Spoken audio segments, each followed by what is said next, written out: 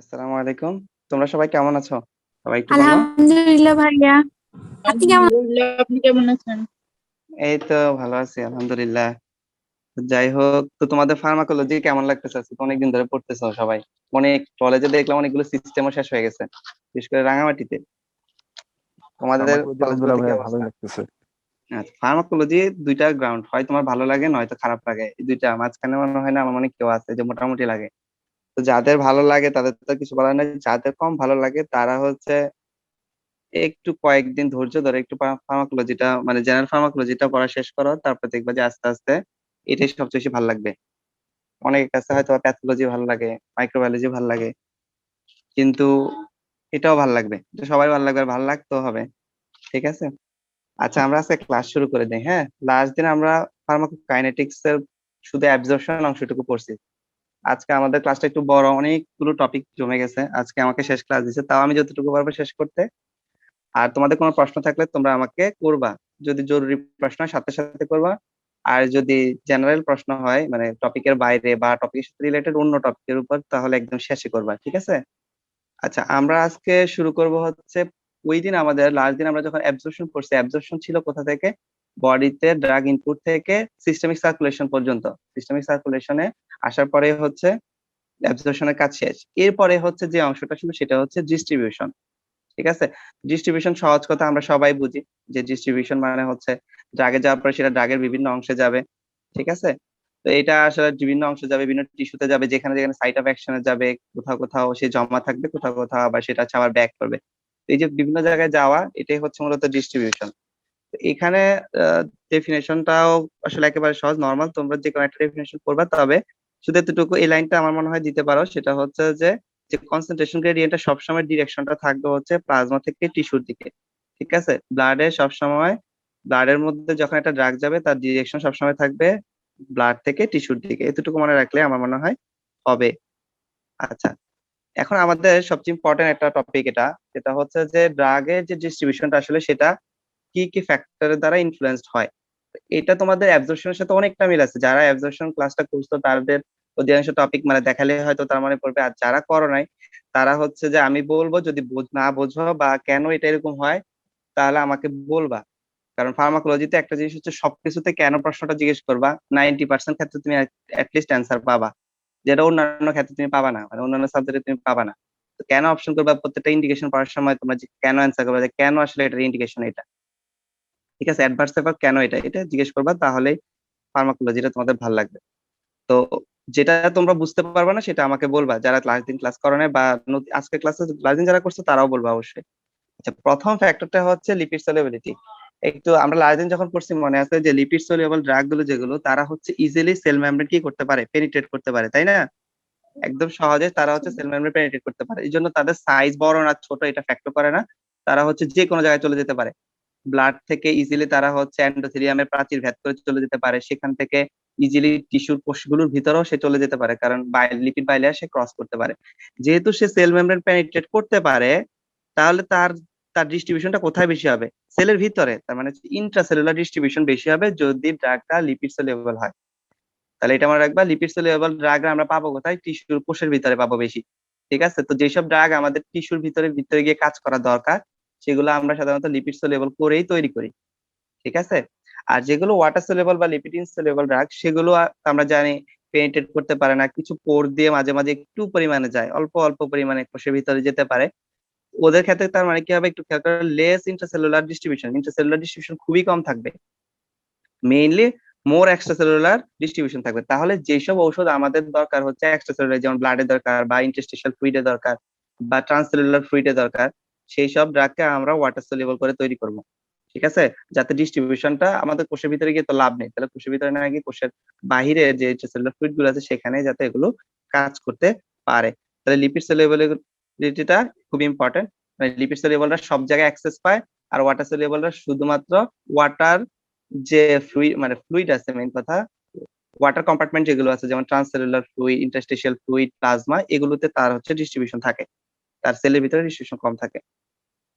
আচ্ছা, আয়োনাইজেশন, এটাও লাস্ট দিন আমরা তোমরা অ্যাবজর্পশনের সাথে পড়ছো, যদি ড্রাগের পিকে এবং হচ্ছে পরিবেশের মানে তোমার হচ্ছে ফিজিওলজিক্যাল পিএইচ বলতে বোঝাচ্ছে এনভায়রনমেন্টাল পিএইচ, যেখানে ড্রাগটা অ্যাক্ট করবে। দুইটার যদি পিএইচ সেম হয়, পিএইচ আর পিকে কাছাকাছি হয়, তাহলে কি হবে? আয়োনাইজেশন হবে। যদি আয়োনাইজেশন কম হয়, তার মানে সেটা হচ্ছে কি থাকে, লিপিড সলিউবল ড্রাগ হয়।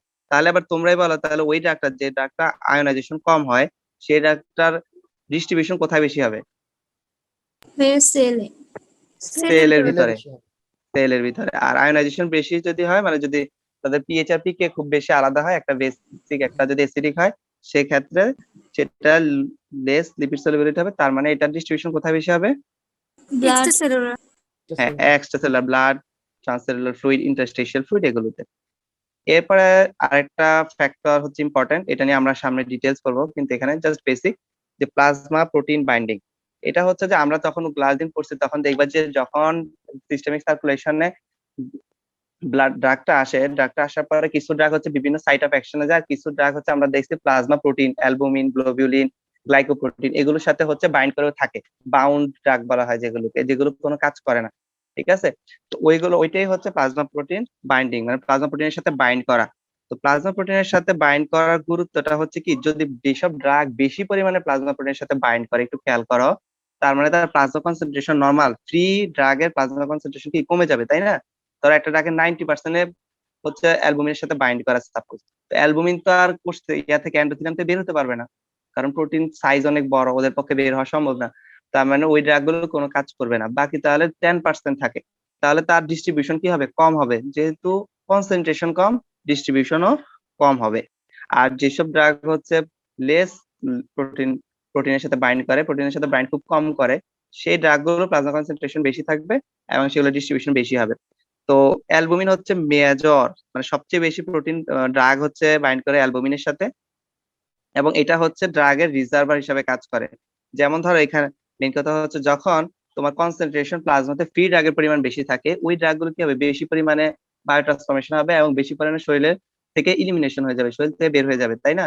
যেগুলো ওয়াটার সলিউবল, লাস্ট দিন তোমাদের বলছি, সেগুলো সরাসরি বডি থেকে ইলিমিনেশন হয়ে যেতে পারে, সরাসরি তোমার ইউরিনের সাথে চলে যেতে পারে। আর যেগুলো লিপিড সলিউবল, তাদের হচ্ছে বায়োট্রান্সফরমেশনের প্রয়োজন হয়।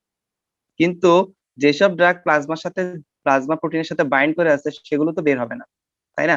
তো যখন কোনো একটা ড্রাগের প্লাজমা সাথে, মানে যে কোনো ড্রাগে হচ্ছে ড্রাগের পরিমাণ হচ্ছে, কনসেন্ট্রেশন হচ্ছে তোমার প্লাজমাতে কমে গেছে, তখন হচ্ছে আস্তে আস্তে কি হবে, এই প্লাজমা প্রোটিন থেকে এগুলো আস্তে আস্তে কি হবে, বাইন্ড গুলো, মানে বন্ড গুলো ভেঙে যাবে এবং সেগুলো আস্তে আস্তে কনসেন্ট্রেশন ধরে রাখবে। মানে কিছু পরিমাণ বের হচ্ছে, কিছু পরিমাণ প্লাজমা থেকে খুলে আবার ফ্রি ড্রাগ হচ্ছে, ব্যাপারটা হচ্ছে এরকম।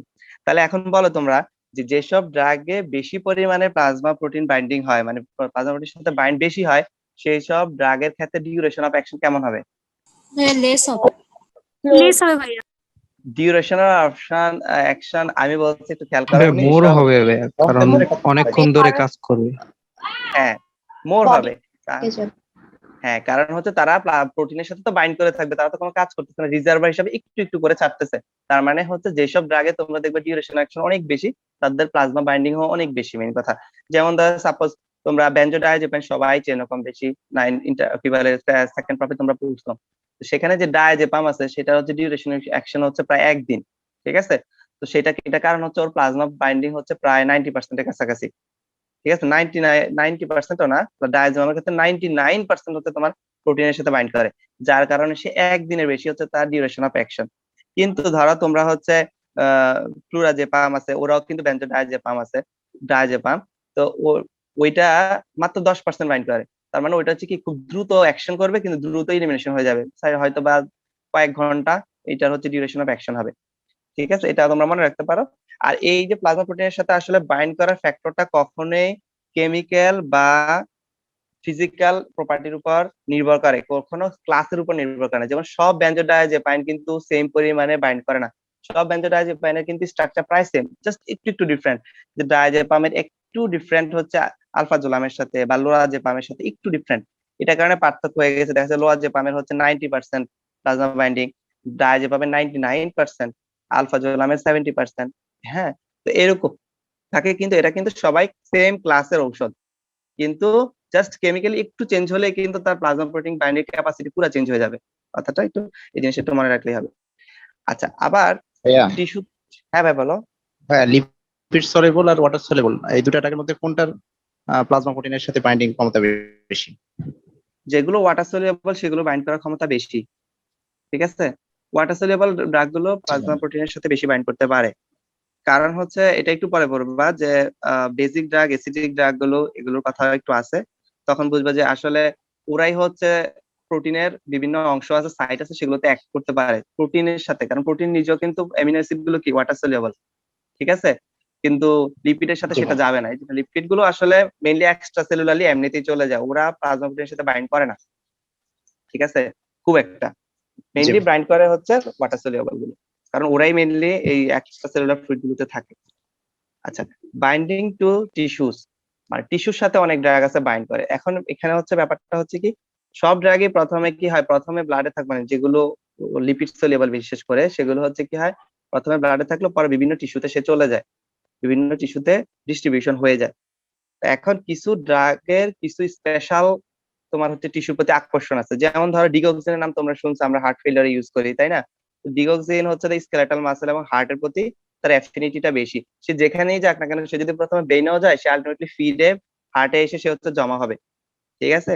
তো এটাও হচ্ছে নির্ভর করে, এটা একটা ফ্যাক্টর ডিস্ট্রিবিউশনের, যেসব ড্রাগের অ্যাফিনিটি যে জায়গায় বেশি, ডিস্ট্রিবিউশনও সে জায়গায় বেশি হবে। যেমন ডিগক্সিনের ক্ষেত্রে তার ডিস্ট্রিবিউশন বেশি হবে কোথায়, হার্ট এবং স্কেলেটাল মাসেলের ক্ষেত্রে। ক্লোরোকুইন তোমরা সবাই জানো, ম্যালেরিয়া ড্রাগ, এটা হচ্ছে লিভারে হচ্ছে এটার অ্যাফিনিটি বেশি। আমরা আসলে ওইভাবে ড্রাগ গুলো তৈরি করি যাতে সেগুলো যেখানে সাইট অফ অ্যাকশন সেখানে যাতে বেশি কনসেন্ট্রেশনে যেতে পারে, ঠিক আছে। আচ্ছা, এরপর হচ্ছে ব্লাড ফ্লো। অ্যাবজর্পশনের ক্ষেত্রে আমরা পড়ছি যে ব্লাড ফ্লো বেশি থাকলে অ্যাবজর্পশন বেশি হবে। এখানেও যেসব অর্গানে ব্লাড ফ্লো বেশি সেই সব জায়গায় কি হবে, বেশি পরিমাণে ড্রাগ ডেলিভারি হবে, তার মানে হচ্ছে সেই সব জায়গায় বেশি পরিমাণে র্যাপিড ডিস্ট্রিবিউশন হবে, ঠিক আছে। এটার ইম্পর্টেন্স কি, কোন সব জায়গায় আসলে আমাদের ব্লাডের ব্লাড ফ্লো বেশি, একটা হচ্ছে ব্রেইন, তারপরে হচ্ছে লিভার, তারপরে কোথায়, হার্ট, আর কিডনি। এই চারটা জায়গায় হচ্ছে আমাদের সবচেয়ে বেশি হচ্ছে ব্লাড ফ্লো বেশি, আর সবচেয়ে কম হচ্ছে স্কিন আর এডিপোস টিস্যু, মানে হচ্ছে চর্বিতে। এই এডিপোস টিস্যু আর হচ্ছে স্কিনে হচ্ছে সবচেয়ে কম। তো তার মানে হচ্ছে ব্লাড ফ্লো প্রথমে, তার মানে তুমি কোনো ওষুধ দিলে সবার আগে ওষুধগুলো যে চারটা জায়গায় যাবে, ওষুধের এফিনিটি যেখানে থাকুক, প্রথমে ব্রেন, লিভার, হার্ট আর কিডনি যাবে, পরে সেখান থেকে সে বিভিন্ন জায়গায় পরবর্তীতে আবার ফিরে আসবে। এটার ইম্পর্টেন্স হচ্ছে কি, কিছু কিছু ড্রাগ যেমন ধরো অ্যানেস্থেশিয়া সামনে আমরা ডিটেলস করবো একটা সময়। তোমাদের কেউ কি এখানে আছে যে জেনারেল অ্যানেস্থেশিয়া দিয়ে অপারেশন করছে জীবনে? হ্যাঁ, লোকালটা দিয়ে করছিলাম। আচ্ছা, লোকাল দিয়ে করছো। তো জেনারেল অ্যানেস্থেশিয়া আমার নিজে হয়েছিল, ফার্স্ট পপে পরে আমি একটা অপারেশন করছিলাম আমার মাথায়। তো ওই সময় হচ্ছে জেনারেল অ্যানেস্থেশিয়া যখন আমাকে দিছে, ইনজেকশনে পুশ করছে, তখন ভাই আমি কি হচ্ছে হয়েছিল? আমার হচ্ছে তোমরা প্যাথোলজিতে পড়বা। আমার হচ্ছে তোমার আহ, আমার প্যারোটিড গ্ল্যান্ডে হচ্ছে একটা হয়েছিল আর কি, টিউমার হয়েছিল, এটাকে বলা হচ্ছে প্লিওমরফিক এডিনোমা, ঠিক আছে, তোমরা সেকেন্ড পেপারে পড়বা, ঠিক আছে। তো ওইটার সময় আমাকে যখন পুশ করে অ্যানেস্থেশিয়াটা, তখন আমি চোখ টুক খুলে রাখছি যে দেখবো যে আমাকে চোখ কতক্ষণ খুলে রাখতে পারি। কিন্তু দুঃখের বিষয়, মনে হয় 10 সেকেন্ড 15 সেকেন্ড পরে আমি আর হুঁশ নাই, মানে এরপরে আমার হচ্ছে হঠাৎ করে সাউন্ড হয়েছে যে এরকম করতেছে, হাত তালি দিচ্ছে হচ্ছে, নার্স বলতেছে তোমার বন্ধুরা আসছে তোমাকে দেখতে, হ্যাঁ। তো আমি তখন চোখ খুলছি, তো আমার কাছে মনে হচ্ছে যে 1 সেকেন্ডও যায় না, মাত্রই চোখ বন্ধ করলাম, মাত্রই খুললাম। কারণ অ্যানেস্থেশিয়া একটা জিনিস হচ্ছে যে তোমরা যখন অ্যানেস্থেশিয়া পড়বা, তখন হচ্ছে অ্যামনেশিয়া হয়, মানে কোনো স্মৃতি তৈরি হয় না। আমরা যখন ঘুমাই তখন কিন্তু স্মৃতি তৈরি হয়, যার কারণে মনে হয় যে একটা লম্বা সময় মাঝখানে গেছে, 10 ঘন্টা ঘুমাইছি আমি। কিন্তু অ্যানেস্থেশিয়াতে এরকম না, ঘুমে কোনো শান্তি নেই, ঘুম থেকে উঠে দেখবা মানে সাথে সাথে মনে হবে 1 সেকেন্ড ছিল, কিন্তু তোমার কোনো ঘুমাও নাই, তুমি জাস্ট চোখ বন্ধ করছো, অন করছো, কিন্তু ওঠার পর দেখি যে প্রচন্ড ব্যথা করতেছে আর কি, এটাই হচ্ছে পার্থক্য।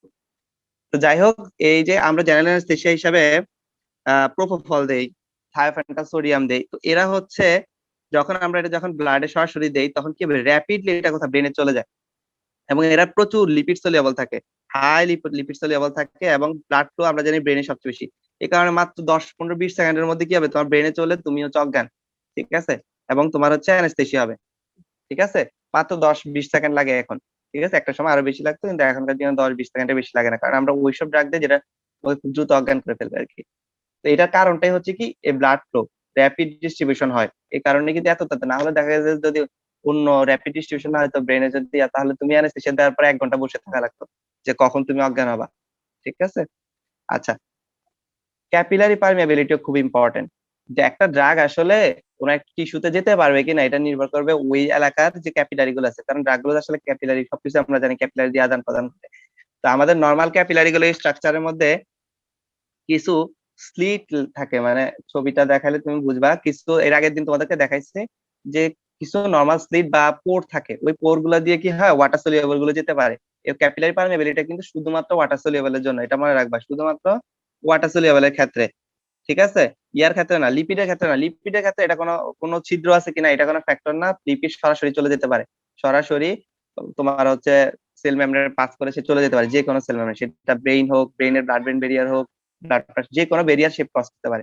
ওয়াটার সলিউবলের ক্ষেত্রে সমস্যা।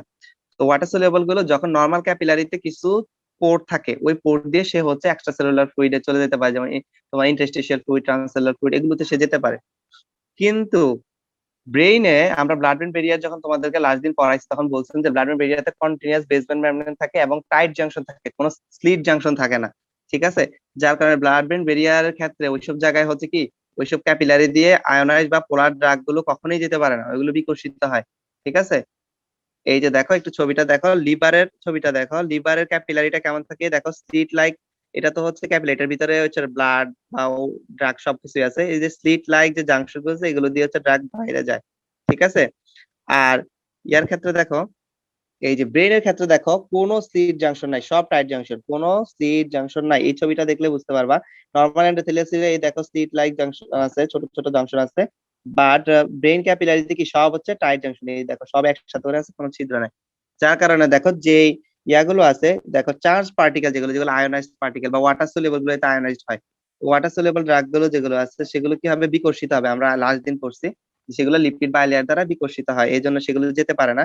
ওয়াটার সলিউবল গুলো এই কারণে যেতে পারে না, কিন্তু লিপিড সলিউবল গুলো যেতে পারে, ওদের কোনো কোনো হচ্ছে তোমার পোর বা স্লিটের কোনো প্রয়োজন হয় না, ঠিক আছে? তার মানে এটা হচ্ছে ব্রেইনের ক্যাপিলারি স্ট্রাকচারটার কারণে লিপিড কোনো ওয়াটার সলিউবল ড্রাগ ব্রেইনে প্রবেশ করতে পারে না। এটা তোমাদের আগের দিনও বলছি, এটা সবসময় মনে রাখবা। যেমন হচ্ছে তোমরা সবাইকে ল্যাবোডোপার নাম শুনছো? জি ভাইয়া। হ্যাঁ, ল্যাবোডোপাটা কাজ ডোপামিনে তৈরি হয়, যেটা হচ্ছে আমাদের ব্রেইনে আমরা বিভিন্ন পার্কিনসনিয়ান ডিজিজের দেই। তো ল্যাবোডোপাটা হচ্ছে কি, ল্যাবোডোপা নিজে হচ্ছে কি লিপিড সলিউবল, ঠিক আছে? কিন্তু ডোপামিন হচ্ছে ওয়াটার সলিউবল। তো আমরা যখন ল্যাবোডোপা তোমার ব্লাডে দেই, তো লিভারে অধিকাংশ প্রায় 90% উপরে হচ্ছে লিভারে সেটা চেঞ্জ হয়ে ডোপামিন হয়ে যায়।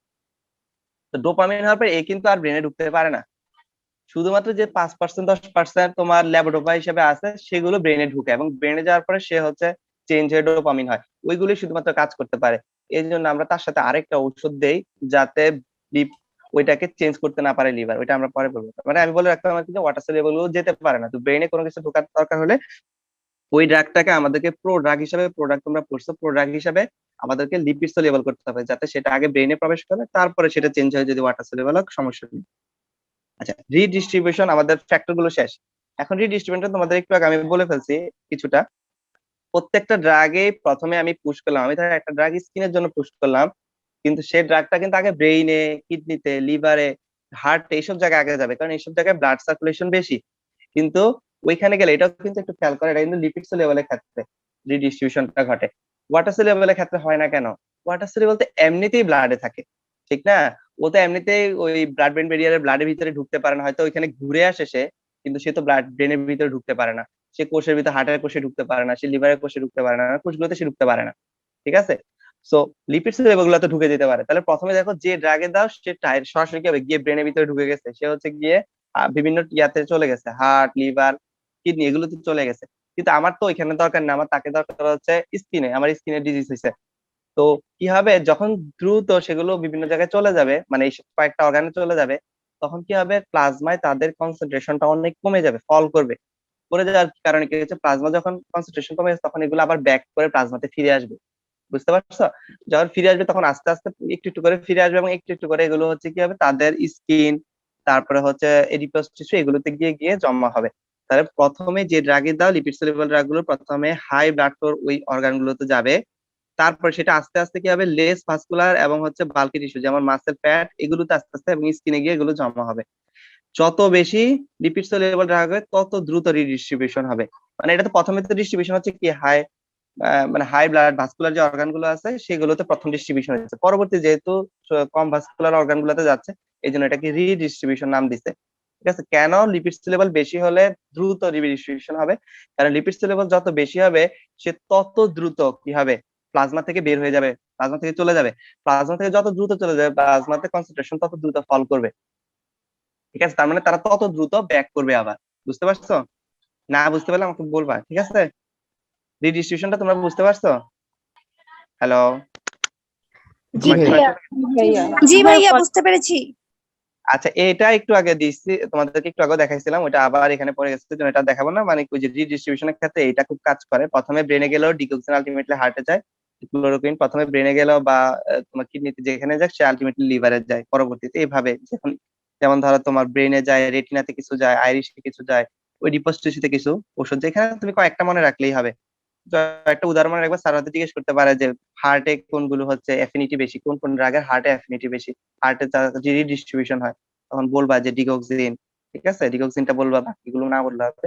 আর লিভারের ক্ষেত্রে ক্লোরোকুইনটা অ্যাটলিস্ট মনে রাখবা, থাইরয়েডের ক্ষেত্রে আয়োডিন মনে রাখবা, বাকিগুলো না মনে রাখলে হবে। আচ্ছা, ভলিউম অফ ডিস্ট্রিবিউশন। ভলিউম ডিস্ট্রিবিউশনের আরেকটা নাম হচ্ছে অ্যাপারেন্ট ভলিউম অফ ডিস্ট্রিবিউশন। এটা আমরা ডেফিনেশনটা একটু পরে পড়বো, আগে হচ্ছে আমরা উদাহরণ দেই, উদাহরণের পর আমরা ডেফিনেশনটা বলবো। একটু খেয়াল করো, প্রথম আগে আমরা এটা দিই। তোমার বডিতে টোটাল যে ড্রাগটা ইনপুট করা হলো সেটা এবং প্লাজমা কনসেন্ট্রেশন দিয়ে ডিভাইড করলে, মানে ভাগ করলে যেটা হবে, যে রেজাল্টটা পাবে সেটাই ভলিউম অফ ডিস্ট্রিবিউশন। কেমন ব্যাপারটা একটু খেয়াল করো। ধরো তোমার বডিতে তুমি 1000 মিলিগ্রাম ড্রাগ তোমার শরীরে পুশ করছো তুমি, সেখান থেকে তুমি এরপরে মেপে দেখলা যে তখন প্লাজমা কনসেন্ট্রেশন হচ্ছে 50 মিলিগ্রাম পার লিটার, তার মানে প্রতি লিটারে 50 মিলিগ্রাম করে ড্রাগ আছে। তাহলে আমি বলবো এই 1000 মিলিগ্রাম ড্রাগের জন্য কতটুকু প্লাজমার ভলিউম দরকার। 1 লিটার ভলিউমে 50 মিলিগ্রাম থাকে, তাহলে 1000 মিলিগ্রামের জন্য কতটুকু লাগবে? 20 লিটার লাগবে, তাই না? 20 লিটার প্লাজমা লাগবে, তাই তো? জি ভাইয়া। হ্যাঁ। জি ভাইয়া। হ্যাঁ, তাহলে হচ্ছে একটু খেয়াল করো, আসলে 20 লিটার কি কারো প্লাজমা থেকে থাকে না, কিন্তু এটা আসলে একটা ধারণা, মেইন কথা এটা কিন্তু কোনো প্র্যাকটিক্যাল বিষয় না, ধারণা।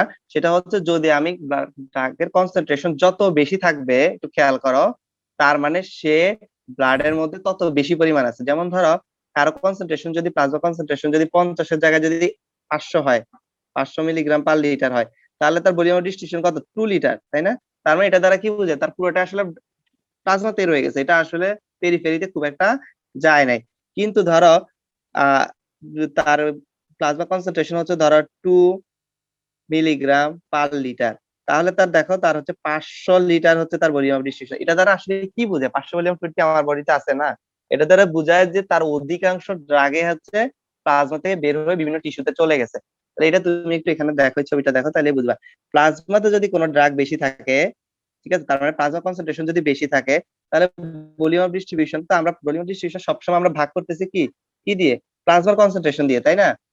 তাহলে প্লাজমাতে যদি কোনো ড্রাগ বেশি থাকে, তাহলে ভলিউম পেরিফেরি ভলিউম ডিস্ট্রিবিউশন কম হবে। তার মানে ভলিউম ডিস্ট্রিবিউশন কম মানে কি, সেটা আসলে খুব একটা বাইরে যায় না, পেরিফেরিতে খুব একটা যায় না, অর্থাৎ লো ভলিউম অফ ডিস্ট্রিবিউশন হবে। আর যদি প্লাজমাতে কম থাকে কোনো ড্রাগ, কনসেন্ট্রেশন কম থাকে, যেমন ওই যে বললাম 2 মিলিগ্রাম হয়, তার মানে এটা দ্বারা বুঝায় যে অধিকাংশ ড্রাগ পেরিফেরিতে চলে গেছে। ঠিক আছে, এটা এখন আমরা যদি একটু ডেফিনেশনের দিকে তাকাই, একটু খেয়াল করো, এটা হচ্ছে আসলে একটা ধারণা। ঠিক আছে, যেটাতে আমরা ধরে নিব যে পুরা শরীরটা আসলে একটা হোমোজেনাস কম্পার্টমেন্ট, একটা একটা সিঙ্গেল হোমোজেনাস কম্পার্টমেন্ট। ধরে নিলাম যে পুরা শরীরটাই হচ্ছে ধরো শুধু প্লাজমা। পুরা শরীরে এখন আমাদের তো অনেক কম্পার্টমেন্ট আছে, আমাদের ট্রান্সসেলুলার কম্পার্টমেন্ট আছে, ইন্টারস্টিশিয়াল আছে, তারপর ইন্টারসেলুলার আছে, এক্সট্রা সেলুলার মানে বা প্লাজমা আছে, তাই না? ধরে নিলাম এই সবগুলো মিলে আসলে একটা কম্পার্টমেন্ট, এবং সব জায়গায় হোমোজেনাস, মানে সব জায়গায় তোমার ম্যাটেরিয়াল গুলো সেম থাকবে, যেমন ধরো সবগুলোই প্লাজমা থাকবে।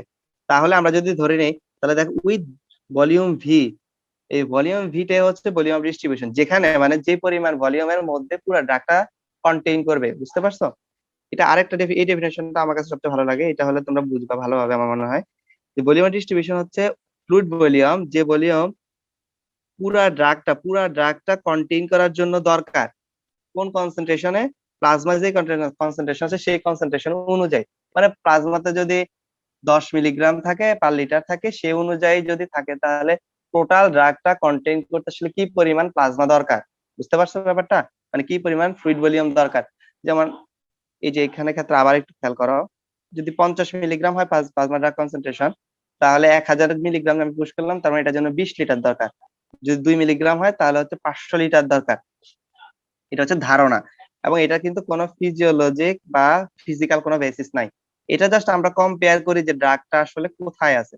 ড্রাগটা কি ওয়াটার কম্পার্টমেন্ট গুলো অর্থাৎ হচ্ছে প্লাজমা, ইন্টারস্টিশিয়াল এইসব জায়গায় বেশি আছে, নাকি হচ্ছে ইন্ট্রাসেলুলারলি বেশি আছে বা পেরিফেরিতে বেশি আছে। এটা হচ্ছে আমাদের মূলত বোঝার উপায়, এটা ছাড়া আর এটার খুব একটা কাজ নেই।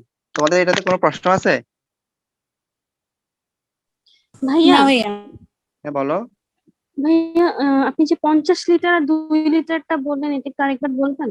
আচ্ছা, এটা বলছে যে তোমার শরীরে ধরো তুমি একটা ড্রাগ 1000 মিলিগ্রাম তুমি তুমি হচ্ছে ইন্টারভেনাসলি দিলা, তাহলে তারপর আমরা মেপে দেখলাম যে তখন তোমার প্লাজমাতে ওই ড্রাগের কনসেন্ট্রেশন হচ্ছে 50 মিলিগ্রাম পার লিটার।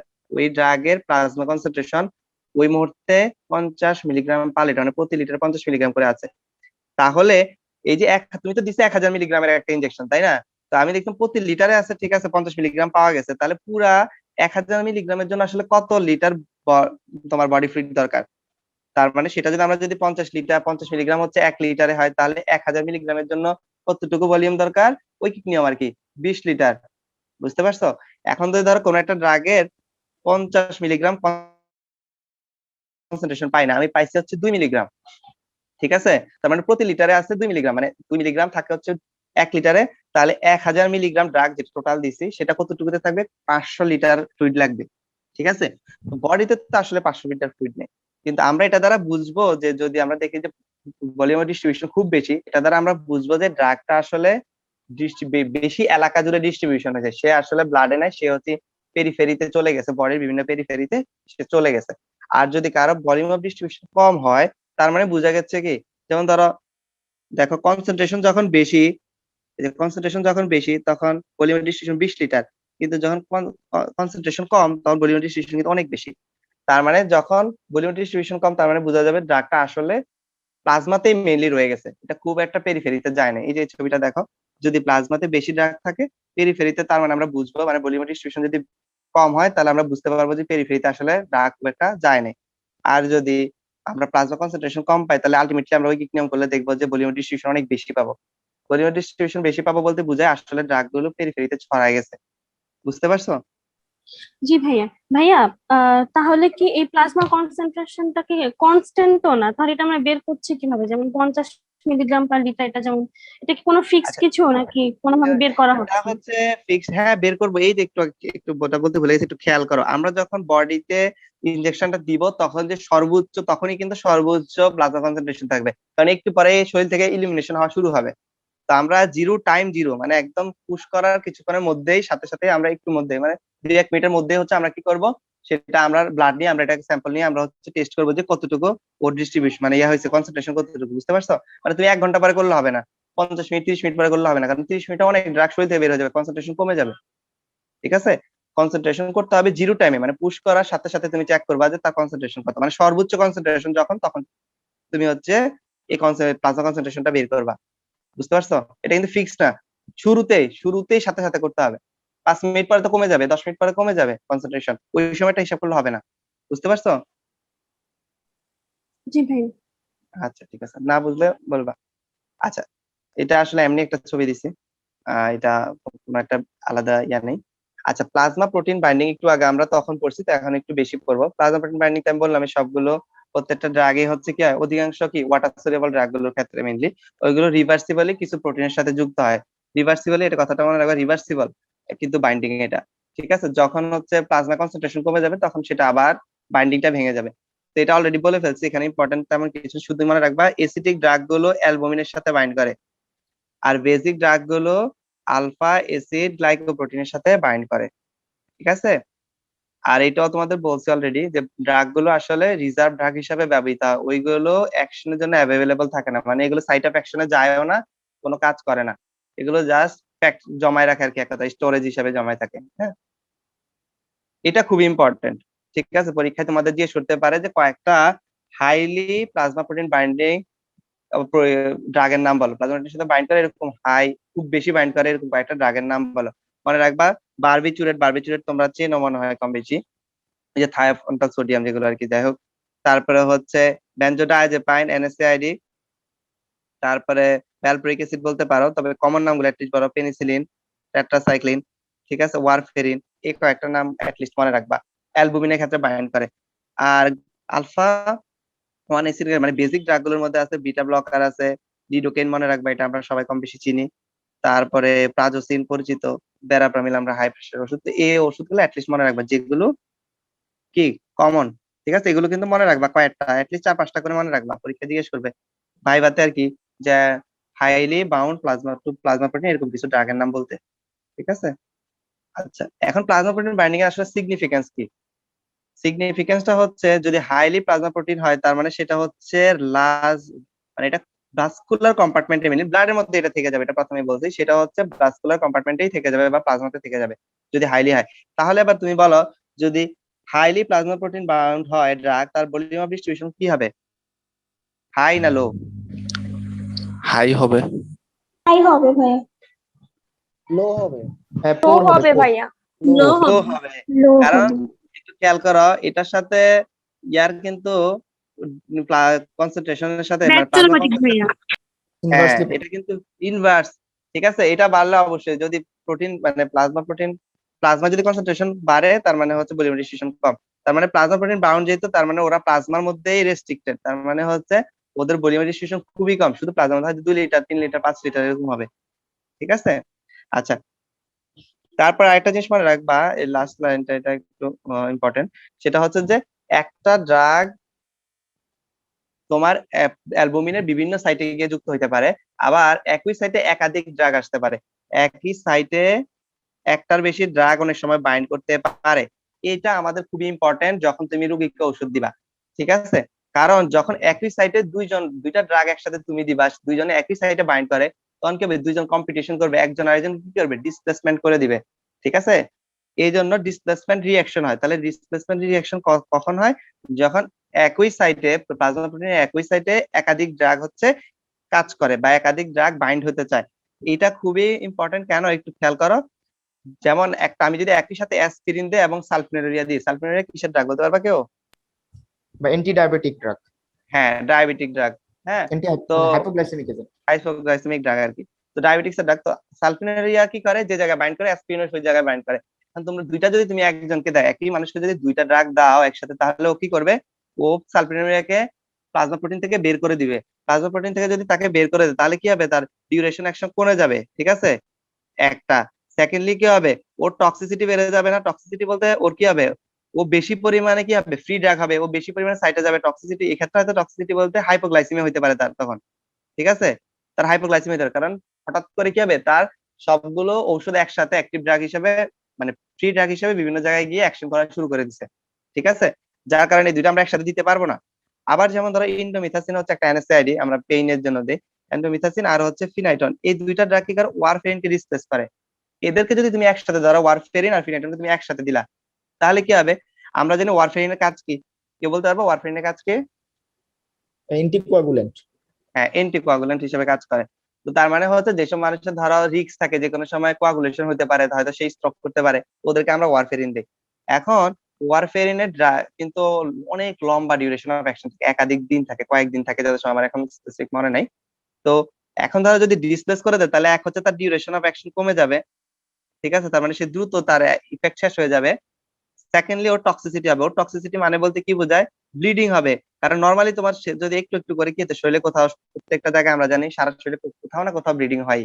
এখন ওয়ারফেরিনের পরিমাণ যদি হঠাৎ করে ব্লাডে প্রচুর পরিমাণে বেড়ে যায়, ওর কনসেন্ট্রেশন, ফ্রি ড্রাগের পরিমাণ, তাহলে সে কি করবে, কোথাও যদি একটু ব্লিডিং হয় পেটের ভিতরে, ওইখানে ওইটা আর ভালো হবে না, ওইখানে ব্লিডিং হইতেই থাকবে, বা তোমার হাত কেটে গেছে, ধরো রক্ত বন্ধ হবে না, জমাট বাঁধবে না, ঠিক আছে। তাহলে এই দুইটা ড্রাগ, এই ড্রাগ গুলো আমরা একসাথে দিতে পারবো না। তারপরে যখন ধরো সালফোনামাইড, সালফোনামাইড কি একটা অ্যান্টিবায়োটিক, তাই না? তো আমরা যদি সালফোনামাইড বা ভিটামিন কে কে যদি বিলিরুবিনের সাথে বিলিরুবিন তো আমাদের শরীরে এমনিই আছে, তাই না?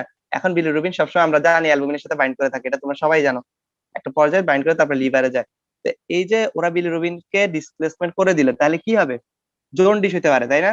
বডিতে কি হবে, পেরিফেরিতে গিয়ে ইয়াগুলো বিলিরুবিন গুলো গিয়ে গিয়ে জমা হবে, জন্ডিস হতে পারে। কিন্তু বাচ্চাদের ক্ষেত্রে বা পেটে থাকা বাচ্চার ক্ষেত্রে এটা ডেঞ্জারাস। কি হবে, আমরা জানি ছোট বাচ্চাদের এবং পেটে থাকলে ওদের কি ব্লাড ব্রেন ব্যারিয়ার থাকে, কত বছর থাকে না ব্লাড ব্রেন ব্যারিয়ার, ওই দিন 6 বলছিলাম ইয়ার্স 5 5 5 to 6 বছর। ইয়ার। হ্যাঁ হ্যাঁ 5 5 বছর। বছর থেকে 6 বছর বা 5 বছর মেইনলি। তো 5 বছর তাহলে বাচ্চাদের ক্ষেত্রে কি হবে, এই বিলিরুবিন গুলো মাথায় গিয়ে ব্রেনে গিয়ে জমা হবে। ব্রেনে গিয়ে জমা হলে কি হবে, কি রোগ হয় বলো তো, তোমরা অ্যানাটমিতে কার্নিক পড়ছো? টেরাস। কার্নিক টেরাস। হ্যাঁ, তাহলে আমি যদি সালফোনামাইড বাচ্চাদেরকে দেই তাহলে কি হয়, ওর কার্নিক টেরাস হইতে পারে। ঠিক আছে, এই জন্য ওদেরকে দেওয়া যাবে না। তারপরে ধরো অ্যাসপিরিনের সাথে যদি আমরা মেথোট্রেক্সেট দিই, মেথোট্রেক্সেট হচ্ছে কিসের ড্রাগ, কে বলতে পারবা? ভাইয়া কোরিও কার্সিনোমাতে দেওয়া হয়। ক্যান্সারের ড্রাগ, হ্যাঁ, এন্টি ক্যান্সার ড্রাগ। হ্যাঁ, এটা অনেক দেখি তো প্রচুর জানো তোমরা, আমি তো তোমাদের সাথে এটা জীবনের নামও শুনি নাই। তো এটা কিসের ড্রাগ সেটা তো পরের বিষয়। আচ্ছা, তো এই যে যদি মেথোট্রেক্সেট আমরা দেই, মেথোট্রেক্সের সাথে অ্যাসপিরিন দেই, তাহলে কি হবে, প্রথম হচ্ছে ডিউরেশন অফ অ্যাকশন কমে যাবে, ওইটা হচ্ছে বড় কথা। টক্সিসিটি হবে, টক্সিসিটি কি হবে, যখন মেথোট্রেক্সের টক্সিসিটি হয় তখন আমাদের এগ্রানুলোসাইটোসিস হয়। এগুলো আমি মুখে বলে দিতেছি, তোমরা লিখে, এগুলো কিন্তু স্যারা জিজ্ঞেস করবে যে অ্যাসপিরিনের সাথে সালফিনাইড দিলে কি হতে পারে, হাইপোগ্লাইসেমিয়া হতে পারে। ঠিক আছে, সেকেন্ড কজ বলতে পারো ডিউরেশন অ্যাকশন কমবে, প্রথমে বলবা যে হাইপোগ্লাইসেমিয়া হয়। যদি ফিনাইটনের সাথে তুমি ওয়ারফেরিন দাও তাহলে কি হতে পারে, বলবা ব্লিডিং হতে পারে। যদি সালফোনামাইডের সাথে তুমি বিলিরুবিন দাও তাহলে কি হবে, কার্নিক টেরাস হতে পারে বাচ্চাদের ক্ষেত্রে। অ্যাসপিরিনের সাথে মেথোট্রেক্সেট দিলে এগ্রানুলোসাইটোসিস হতে পারে, অর্থাৎ ডব্লিউবিসি এর পরিমাণ কমে যাবে। ঠিক আছে, অনেক বেশি পরিমাণে কমে যাবে, ডব্লিউবিসি গুলো নষ্ট হয়ে যাবে। ঠিক আছে, এই যে কথাগুলো মনে রাখবা, অ্যাগ্রানুলোসাইটোসিস বলবা। ঠিক আছে, এগুলো পরীক্ষায় জিজ্ঞেস করে, খুব প্রিয় প্রশ্ন স্যারদের। গাইডে মনে আরো দুই একটা বেশি থাকতে পারে। তোমরা যতগুলো আছে সবগুলা এগুলো মনে রাখার চেষ্টা করবা যতটুকু পারো, লিস্ট কমন গুলো অ্যাসপিরিন, তারপর ওয়ারফেরিন, ঠিক আছে, সালফোনামাইড, এগুলো খুবই কমন ড্রাগ, এগুলো ভুল করাই যাবে না। ঠিক আছে, অন্য ড্রাগ গুলো ভুল করো, আনকমন ড্রাগ সমস্যা নেই, বাট কমন ড্রাগ ভুল করবা না, কারণ এগুলো তোমার ফ্যামিলিতে তুমি কাউকে দেখতে পারো, তখন তুমি না করবা যে না তুমি দুইটা একসাথে খাবা না, তাহলে সমস্যা হবে। অনেকের ডায়াবেটিক্স রোগী আছে, সালফোনারিয়া খাচ্ছে, তাকে হঠাৎ করে তার ধর হার্টের সমস্যা, ঠিক আছে, বা ইয়া সমস্যা, তাকে আমরা অ্যাসপিরিন দিই। ঠিক আছে, তো অ্যাসপিরিন তাকে দিলাম আমরা একই সাথে, এখন তার তো কি হতে পারে, হাইপোগ্লাইসেমিয়া, ঠুস করে এক জায়গায় পড়ে গেল, সে অজ্ঞান হয়ে যেতে পারে। তো এই জন্য এগুলো নিজেদেরও জানা দরকার, স্যাররা এগুলো যদি ভুল করে খুবই মাইন্ড করবে। আচ্ছা, এখন তোমাদের সবচেয়ে ইম্পর্টেন্ট টপিক গুলো আসলে ফার্মাকোকাইনেটিক্স, সেটা হচ্ছে বায়ো ট্রান্সফরমেশন, সবগুলো আসলে ইম্পর্টেন্ট, এটাও খুব ইম্পর্টেন্ট। এই ছবিটার সাথে আসলে টপিকের কোনো মিল নেই, আমার কাছে ছবিটা ছিল, তাই আমার কাছে মনে হয়েছে যে এটা ইন্টারেস্টিং, এই জন্য এটা দিয়ে দিচ্ছি। আমার মনে রাখবে না যে ভাই এটা কি দিল, এটার সাথে তো আমি বায়ো ট্রান্সফরমেশন কোনো মানে কানেকশন পাচ্ছি না, এরকম কিছু না আসলে। আচ্ছা, বায়ো ট্রান্সফরমেশনটা আসলে কি, বায়ো মানে হচ্ছে তো আসলে মূলত এখানে বলছে বায়োলজিক্যাল সিস্টেম। ঠিক আছে, ট্রান্সফরমেশন মানে চেঞ্জ, তাহলে হচ্ছে মূলত ড্রাগের বায়োলজিক্যাল সিস্টেমে যদি কোনো ড্রাগের পরিবর্তন হয়, অল্টারেশন হয় কেমিক্যাল, সেটাকে আমরা বায়ো ট্রান্সফরমেশন বলি। ঠিক আছে, তো তাহলে chemical alteration in the body, মনে রাখতে হবে এটা বডির ভিতরে হইতে হবে ট্রান্সফরমেশনটা, এই যে বায়োলজিক্যাল সিস্টেমের ভিতরে, তাহলেই হবে। বায়ো ট্রান্সফরমেশন কোথায় হয়, লাজিন বলছি লিভারে সবচেয়ে বেশি হয়, 99% লিভারে হয়। ঠিক আছে, এছাড়া কিডনিতে হয়, তোমার ইন্টেস্টাইনে হয়, লাংসে হয়, প্লাজমাতে হয়, ব্রেইনে হয়, ঠিক আছে, স্কিনে হয়। ঠিক আছে, অনেক জায়গায় হয়, তবে মেজর হচ্ছে কয়েকটা বলতে হবে। ব্রেনটাও একটু লিখে রাখো, কারণ কিছু কিছু স্পেশাল ড্রাগ আছে ব্রেনে গিয়ে হইতে হয় সরাসরি, যেমন ল্যাবোটোপার কথা বললাম, ওদের বায়ো ট্রান্সফরমেশন ব্রেনে হইতে হবে। যদি লিভারে যতটুকু হয় ওইটুকু নষ্ট, ওইগুলো আর কোনো কাজ করবে না। তো ব্রেনটা লিখে রাখা আমার মনে ছিল না। আচ্ছা, আর মেজোসাইট সেলের ভিতরে, এটা তো বডির মধ্যে কোন কোন অর্গানে হচ্ছে বায়োট্রান্সফরমেশন বেশি হয়, আর সেলের ভিতরে কোন কোন মেজোসাইট আছে, সেলের ভিতরে কে কাজ করে, মূলত বায়োট্রান্সফরমেশন মেইনলি হয় হচ্ছে এন্ডোপ্লাজমিক রেটিকুলামে, স্মুথ এন্ডোপ্লাজমিক রেটিকুলামে। এছাড়া মাইটোকন্ড্রিয়াতে হয়, এছাড়া সাইটোপ্লাজমে হয়, এই দুইটা মনে রাখবা, মেইনলি এন্ডোপ্লাজমিক রেটিকুলামে হয়, কিন্তু বাকিটা হয় কোথায়, মাইটোকন্ড্রিয়া এবং সাইটোপ্লাজমে।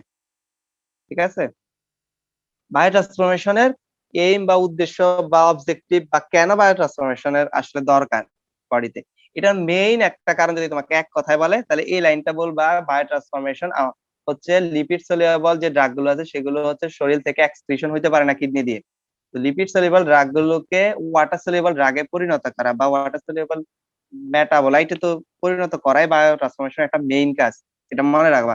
তাহলে এটা হচ্ছে কি নন পোলার, অর্থাৎ লিপিড সলিউবল ড্রাগ গুলোকে পোলার ড্রাগ বা লিপিড ইনসলিউবল ড্রাগে পরিণত করাই হচ্ছে বায়োট্রান্সফরমেশন এটা মেইন উদ্দেশ্য। কিন্তু ওয়াটার সলিউবল এর ক্ষেত্রে এই উদ্দেশ্যটা পড়বে না, কারণ ওয়াটার সলিউবল ড্রাগ সরাসরি এক্সক্রিশন হতে পারে, তার এক্সক্রিশনের জন্য বায়োট্রান্সফরমেশনের দরকার নেই, তার অন্য দরকার। আচ্ছা, এছাড়া আরো কিছু কাজ হয়, সেটা সেকেন্ডলি বলবা, প্রথমে বলবা না, প্রথমে ওইটাই বলবা। সেকেন্ড কাজ কি, যে ড্রাগ ইনঅ্যাক্টিভেশন করা, অনেকক্ষণ ধরে ড্রাগ আছে, সারা জীবন ড্রাগ শরীরে থেকে যাবে, ওইটা তো ড্রাগ তো আসলে একটা বিষ, ড্রাগকে কি বলা হয়, নেসেসারি পয়জন, তাই না? যে প্রয়োজনীয় বিষ বলা হয় ড্রাগকে। তাহলে ওইটা কি ইনএক্টিভেশন করা বায়োট্রান্সফরমেশন, এটা মেইন কাজ। কোন কোন ড্রাগের তোমার নিষ্ক্রিয় হচ্ছে বায়োট্রান্সফরমেশন হয়, এটা হয়তো জিজ্ঞেস করতে পারে।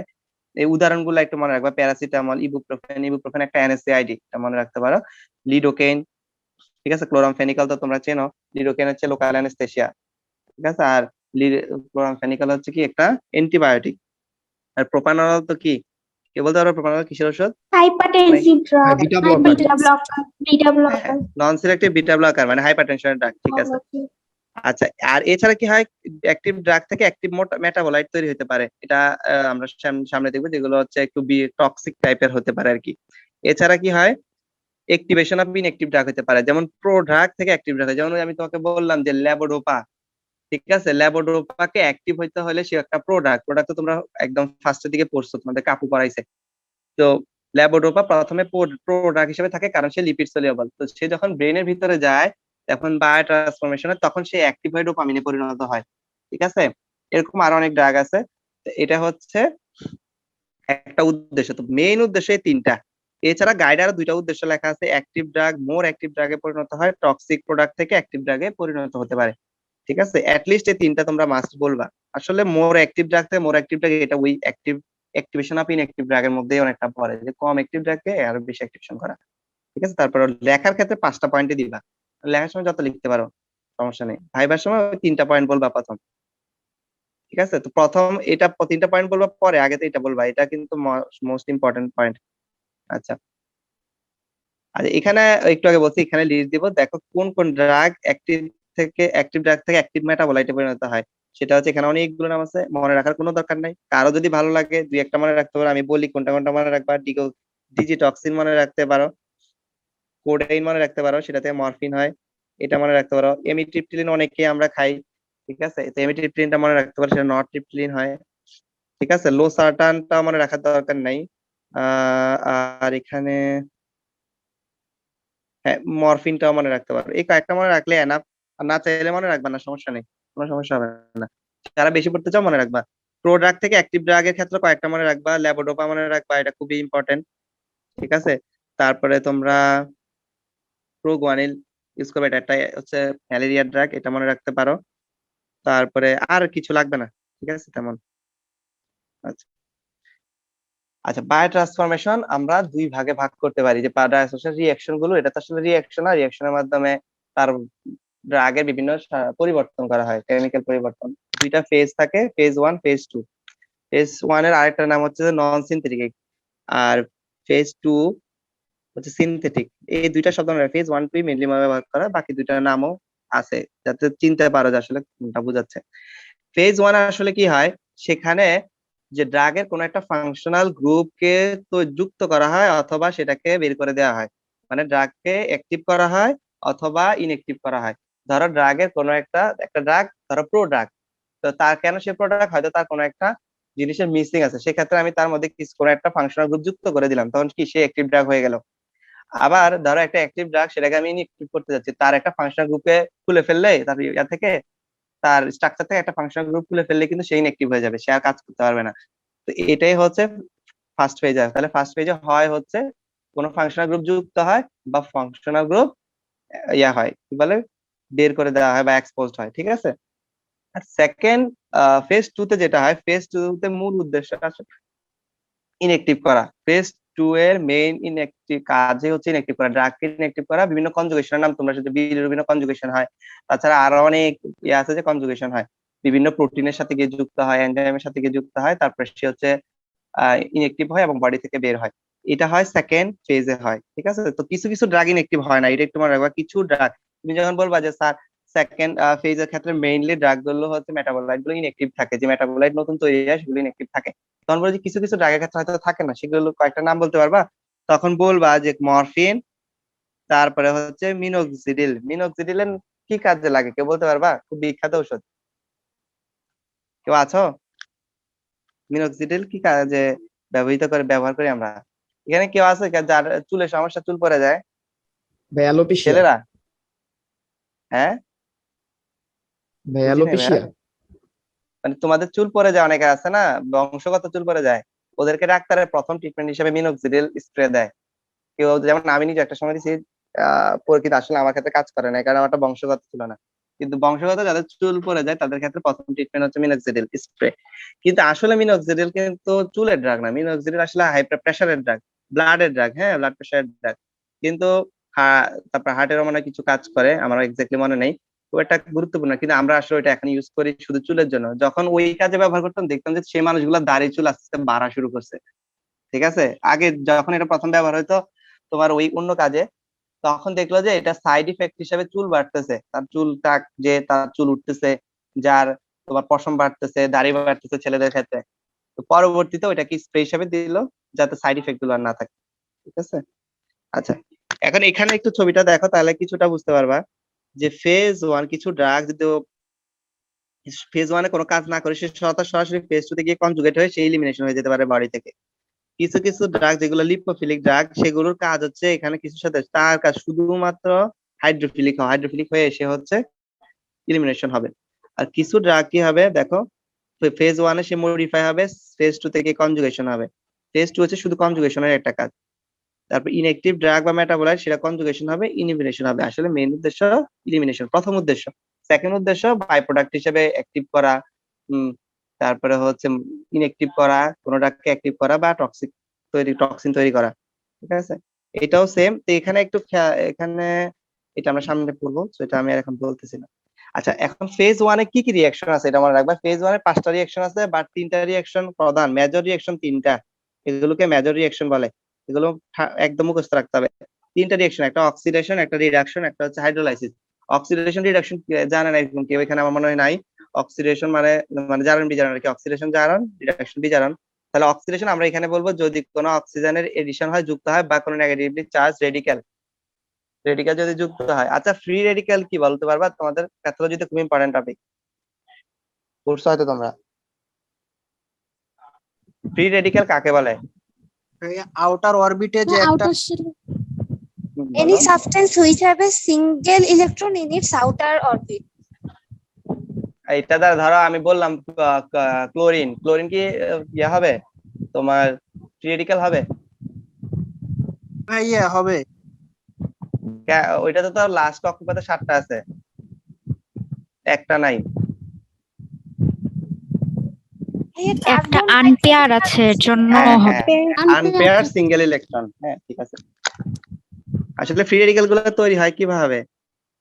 ফ্রি রেডিক্যাল গুলো তৈরি হয়, এটা তোমরা এতে পড়ছো, এবার এটাকে জৈব জগতে রেডিক্যাল তৈরি হয় হচ্ছে যদি সুষম বিভাজন হয়। ইলেকট্রন যখন তাদের মধ্যে দুইটা এরকম থাকে, যদি তাদের নিজের ইলেকট্রন নিজে নেয়, সুষম বিভাজন হলে ওরাই হচ্ছে খুব বেশি আনস্টেবল থাকে, এবং হচ্ছে ওদেরকে আমরা ফ্রি রেডিক্যাল বলি। ঠিক আছে, আচ্ছা তো যাই হোক, যদি কোনো নেগেটিভলি চার্জ বা অক্সিজেন পানিতে আমরা নেগেটিভ বুঝানো, একটা অক্সিজেন বা নেগেটিভলি চার্জ রেডিক্যাল যদি যুক্ত হয় তাহলে অক্সিডেশন বলবো। অথবা যদি হাইড্রোজেন, যেহেতু আমরা জানি প্লাস আয়ন বা হাইড্রোজেন বা পজিটিভ আয়ন যদি মানে রিমুভাল হয় তাহলে এটাকে রিডাকশন বলবো, মানে রিডাকশন অক্সিডেশন বলবো।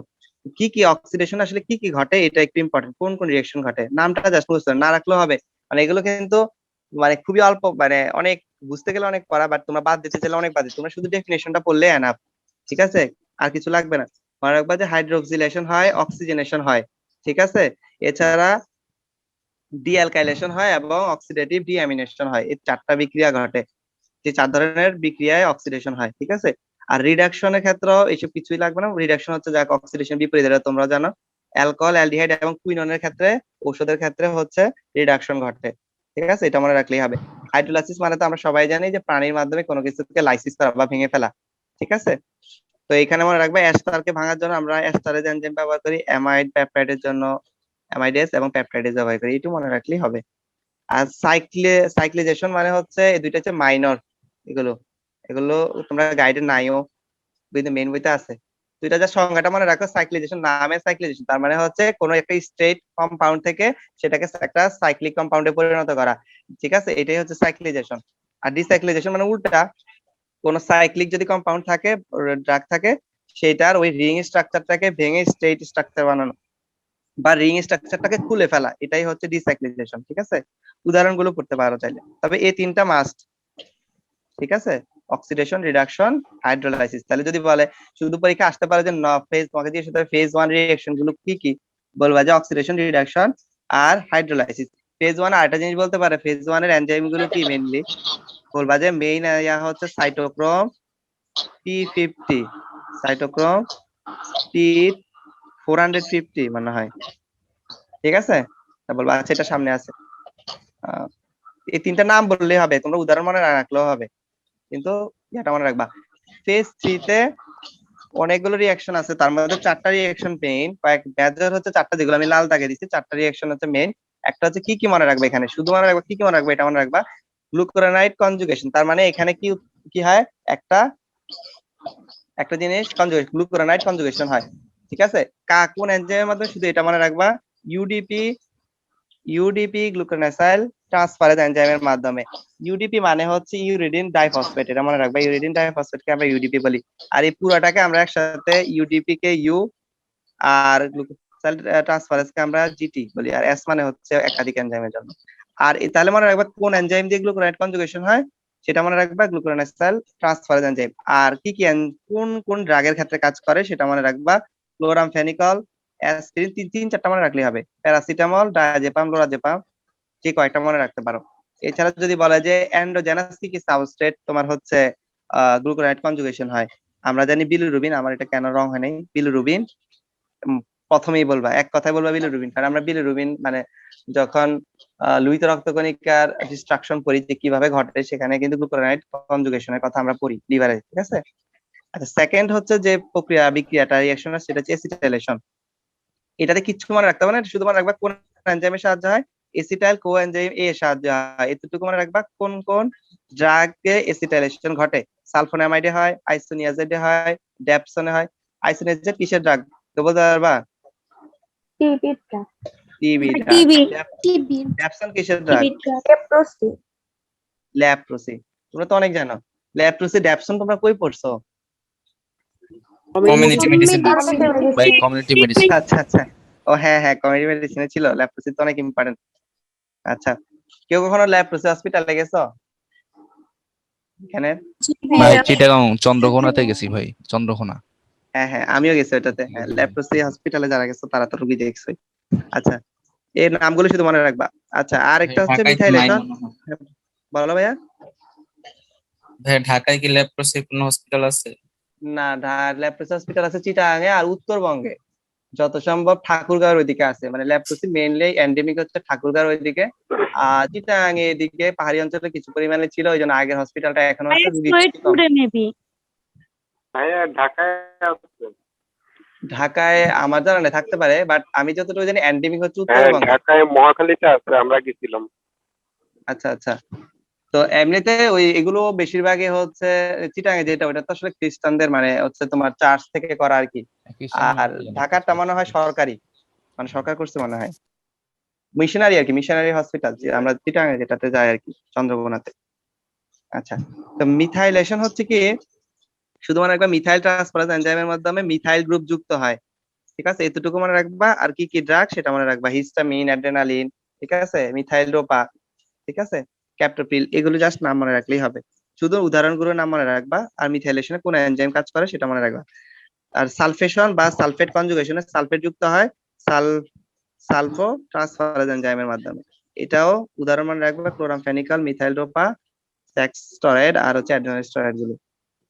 আর এই যে তিনটা, এগুলো আসলে হচ্ছে এত ইম্পর্টেন্ট না সত্যি কথা, জাস্ট নাম পড়ে গেলে পড়বা, না পড়লে মনে থাকলে কোনো সমস্যা নেই। গ্লাইসিন কনজুগেশনে গ্লাইসিন যুক্ত হয়, ঠিক আছে। গ্লুটাথিয়ন কনজুগেশনটা একটু ইম্পর্টেন্ট, শুধু মনে রাখবে গ্লুটাথিয়ন কনজুগেশনটা কোন এনজাইমের মাধ্যমে হয়, গ্লুটাথিয়ন এস ট্রান্সফারেজ, এটা কেন ইম্পর্টেন্ট একটু পরে বলতেছি। আর রাইবোনিউক্লিওসাইড যেটা, সেটা কেমোথেরাপিতে আমরা ক্যান্সার কেমোথেরাপিতে ইউজ করি, এটাও এতটা ইম্পর্টেন্ট না।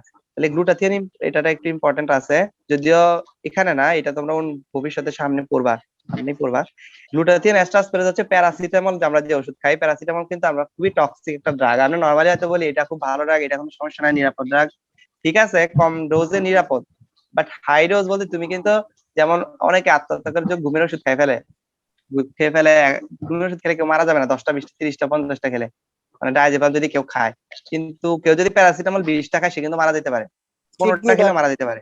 কিডনি ড্যামেজ হ্যাঁ? হয়ে কিডনি ড্যামেজ কিডনি ড্যামেজ হবে তো পরে, কিডনি ড্যামেজের জন্য সে মারা যাবে না, কিডনি ড্যামেজ হলে তুমি যথেষ্ট সময় থাকবে। মেইনলি সে গ্লুটাথিয়ন যে ট্রান্সফারেজ এনজাইমটা আছে, যে প্রোটিনটা আছে লিভারে, সেইটা খুবই কম পরিমাণে, নির্দিষ্ট পরিমাণে থাকে। তো যখন তুমি হচ্ছে কি হবে, প্যারাসিটামলটা বেশি পরিমাণে খাবা, সেটাকে সে কনজুগেশন করতে পারবে না। তখন সে কি করবে, লিভারের অন্যান্য এনজাইম গুলো, প্রোটিন গুলোকে সে ইউজ করা শুরু করবে এবং প্রচুর টক্সিক প্রোডাক্ট তৈরি করবে সে বডির মধ্যে। তখন হচ্ছে ওই কিডনি ফেলিওর বা অন্যান্য ঝামেলা গুলো হবে। কিন্তু মেইন কারণ হচ্ছে গ্লুটাথিয়ন ট্রান্সফারেজ শেষ হয়ে যাবে, মানে গ্লুটাথিয়ন ট্রান্সফারেজ শর্টেজের কারণে কিন্তু এটা হবে। কারণ তুমি যখন খেলে অনেকবার সেটা আসলে স্যাচুরেটেড হয়ে যায়, তারপর অতিরিক্ত ড্রাগ গুলো সে করতে পারে না, তখন সে লিভারের অন্যান্য প্রোটিন গুলোকে ব্যবহার করা শুরু করে, তখন লিভারও ড্যামেজ হয় এবং সে যে টক্সিক পদার্থগুলো তৈরি করে সেগুলো কিডনি এবং শরীরের বিভিন্ন জায়গায় ক্ষতি করে। এটা যখন প্যারাসিটামল এনএসআইডি পড়বে তখন এটা বিস্তারিত আছে, তখন পড়বা। জাস্ট এতটুকু মনে রাখবা, গ্লুটাথিয়ন ট্রান্সফারেজ এনজাইম, ঠিক আছে? আচ্ছা, এখানে একটা ছক আছে, এটা আমি তোমাদের দেখাবো না, তোমরা এই যে শুধু এই যা বলছি এগুলো এখানে দিয়ে আর কি, ছকটা আমি অ্যাড করলাম। আচ্ছা, কি কি এনজাইম আছে, এটা খুবই ইম্পর্টেন্ট, রিটেনের জন্য ইম্পর্টেন্ট, ভাইবার জন্য ইম্পর্টেন্ট, যে বায়ো ট্রান্সফরমেশন এনজাইম গুলো কি কি আছে। মাইক্রোসোমাল এনজাইম কি কি আছে, নরমাল, দুই ধরনের এনজাইম আছে, একটা মাইক্রোসোমাল, একটা নন মাইক্রোসোমাল। মাইক্রোসোমাল মানে যেগুলো স্মুথ এন্ডোপ্লাজমিক রেটিকুলামে পাওয়া যায়, আর নন মাইক্রোসোমাল মানে যে এনজাইম গুলো সাইটোপ্লাজম এবং মাইটোকন্ড্রিয়া, আমি বলছিলাম তিনটা সাইট আছে তাই না, মেজোসাইট, স্মুথ এন্ডোপ্লাজমিক রেটিকুলাম, সেখানে মাইক্রোসোমাল এনজাইম গুলো থাকে। আর মাইনর হচ্ছে তোমার সাইটোপ্লাজম বা মাইটোকন্ড্রিয়া, ওইখানে নন মাইক্রোসোমাল এনজাইম গুলো থাকে। কি কি এনজাইম থাকে এটা একটু খুব ভালো, শুধু এনজাইমের নাম মনে রাখলেই হবে। এটা বলছি যে এখানে বলে দিচ্ছি এনজাইমের খাতে, কিন্তু কি কি এনজাইম, মনোঅক্সিজেনেস থাকবে, সাইটোক্রোম P450 থাকবে, 450 তো অনেকগুলো এনজাইম থাকবে এটা আসলে। তবে ইউজিটিএস কোন এনজাইম বলো তো, একটু আগে বলছি তোমাদেরকে, ওইটা হচ্ছে ওই যে glucuronosyl transferase enzyme, UDP glucuronosyl transferase enzyme, পুরাটাকে ইউজিটি বলে, ঠিক আছে? এই যে একটু আগে তোমাদেরকে দেখাইছিলাম, এই যে এটা ইউজিটি, হ্যাঁ, এগুলো হচ্ছে মাইক্রোসোমাল এনজাইম। কোনো সাইল চেঞ্জ হচ্ছে না কেন? আচ্ছা আচ্ছা, তো এরপরে এছাড়া অ্যাপক্সাইড হাইড্রোক্সিলেজ এনজাইমও আছে। এবং এই এনজাইম গুলো কি কি করে, মাইক্রোসোমাল এনজাইম গুলো ফেজ 1 রিঅ্যাকশন করে, বেশিরভাগ সব ফেজ 1 রিঅ্যাকশন করে, এবং ফেজ 2 এর মধ্যে শুধু গ্লুকুরোনাইড ট্রান্সফারেজ করে। দেখো, কারণ এই যে এটা আছে, বাকি এই তিনটাই কি ফেজ 1, অক্সিডেশন, রিডাকশন, হাইড্রোলাইসিস, এটা হচ্ছে কি ফেজ 1 রিঅ্যাকশন গুলো। তার মানে ফেজ 1 রিঅ্যাকশনের সব এনজাইম কোথায় আছে, মাইক্রোসোমাল এনজাইম সবগুলো, ঠিক আছে? আর ফেজ 2 এর মধ্যে কি আছে, গ্লুকুরোনাইড কনজুগেশন, যেটা শুধু ওইটা হয় হচ্ছে মাইক্রোসোমাল এনজাইমের মাধ্যমে, এটা মনে রাখবা। আর নন মাইক্রোসোমাল এনজাইমের মধ্যে কি হবে, এটা হচ্ছে সাইটোপ্লাজম মাইটোকন্ড্রিয়াতে থাকে, এটা বললাম। আর এছাড়া অন্য জায়গাও থাকতে পারে, মেইন কথা ইয়াতে থাকে না, মেইন কথা স্মুথ এন্ডোপ্লাজমিক রেটিকুলামে থাকে না। কি কি এনজাইম এটা পরীক্ষা আসে, সেটা হচ্ছে অ্যাস্টারেজ থাকে, অ্যামাইডেজ থাকে। এগুলো হচ্ছে ওই যে পরবর্তী ধাপগুলোতে আমরা করছি, সেখানে তোমরা দেখছো যে ফেজ 2 তে এগুলো সব ফেজ 2, ঠিক আছে? এখানে লেখা আছে সাম অক্সিডেশন রিডাকশনও ঘটে, তবে মিনস অল কনজুগেশন রিঅ্যাকশন কোথায় ঘটে, ফেজ, মানে অর্থাৎ ফেজ 2 পুরাটা এক্সেপ্ট গ্লুকুরোনাইডেশন, মানে গ্লুকুরোনাইড কনজুগেশন, ওই একটা বাদে বাকি সব ফেজ 2 রিঅ্যাকশন কোথায় ঘটে, কোন এনজাইম দিয়ে, নন মাইক্রোসোমাল এনজাইম দিয়ে ঘটে থাকে। আর অল্প পরিমাণে অক্সিডেশন রিঅ্যাকশন তারা করে, বাট এটা খুবই নেগলিজিবল, এটা আমরা এর জন্য খুব একটা বলি না। মনে রাখবা শুধু যে সব phase 2 reaction except glucuronide transferase হচ্ছে, না, গ্লুকুরোনাইড কনজুগেশন ছাড়া বাকি সবগুলো নন মাইক্রোসোমাল এনজাইম দিয়ে ঘটে। এটা তোমাদের ভাইভাতে ধরতে পারে, রিটেনও আসতে পারে, ঠিক আছে? যে কি কি ফ্যাক্টর বায়ো ট্রান্সফরমেশন কে ইনফ্লুয়েন্স করতে পারে, এগুলো আমি মুখে বলবো, তোমরা একটু নিবা, লিখে নিতে পারো। এইজের ক্ষেত্রে ইম্পর্টেন্স কি, যদি বাচ্চা হয়, বাচ্চাদের মনে রাখবা, বাচ্চাদের সব সময় মাইক্রোসোমাল এনজাইম ডেফিসিয়েন্সি থাকে, মাইক্রোসোমাল এনজাইমের ডেফিসিয়েন্সি থাকে, যার কারণে বাচ্চাদের ডোজ কম থাকে।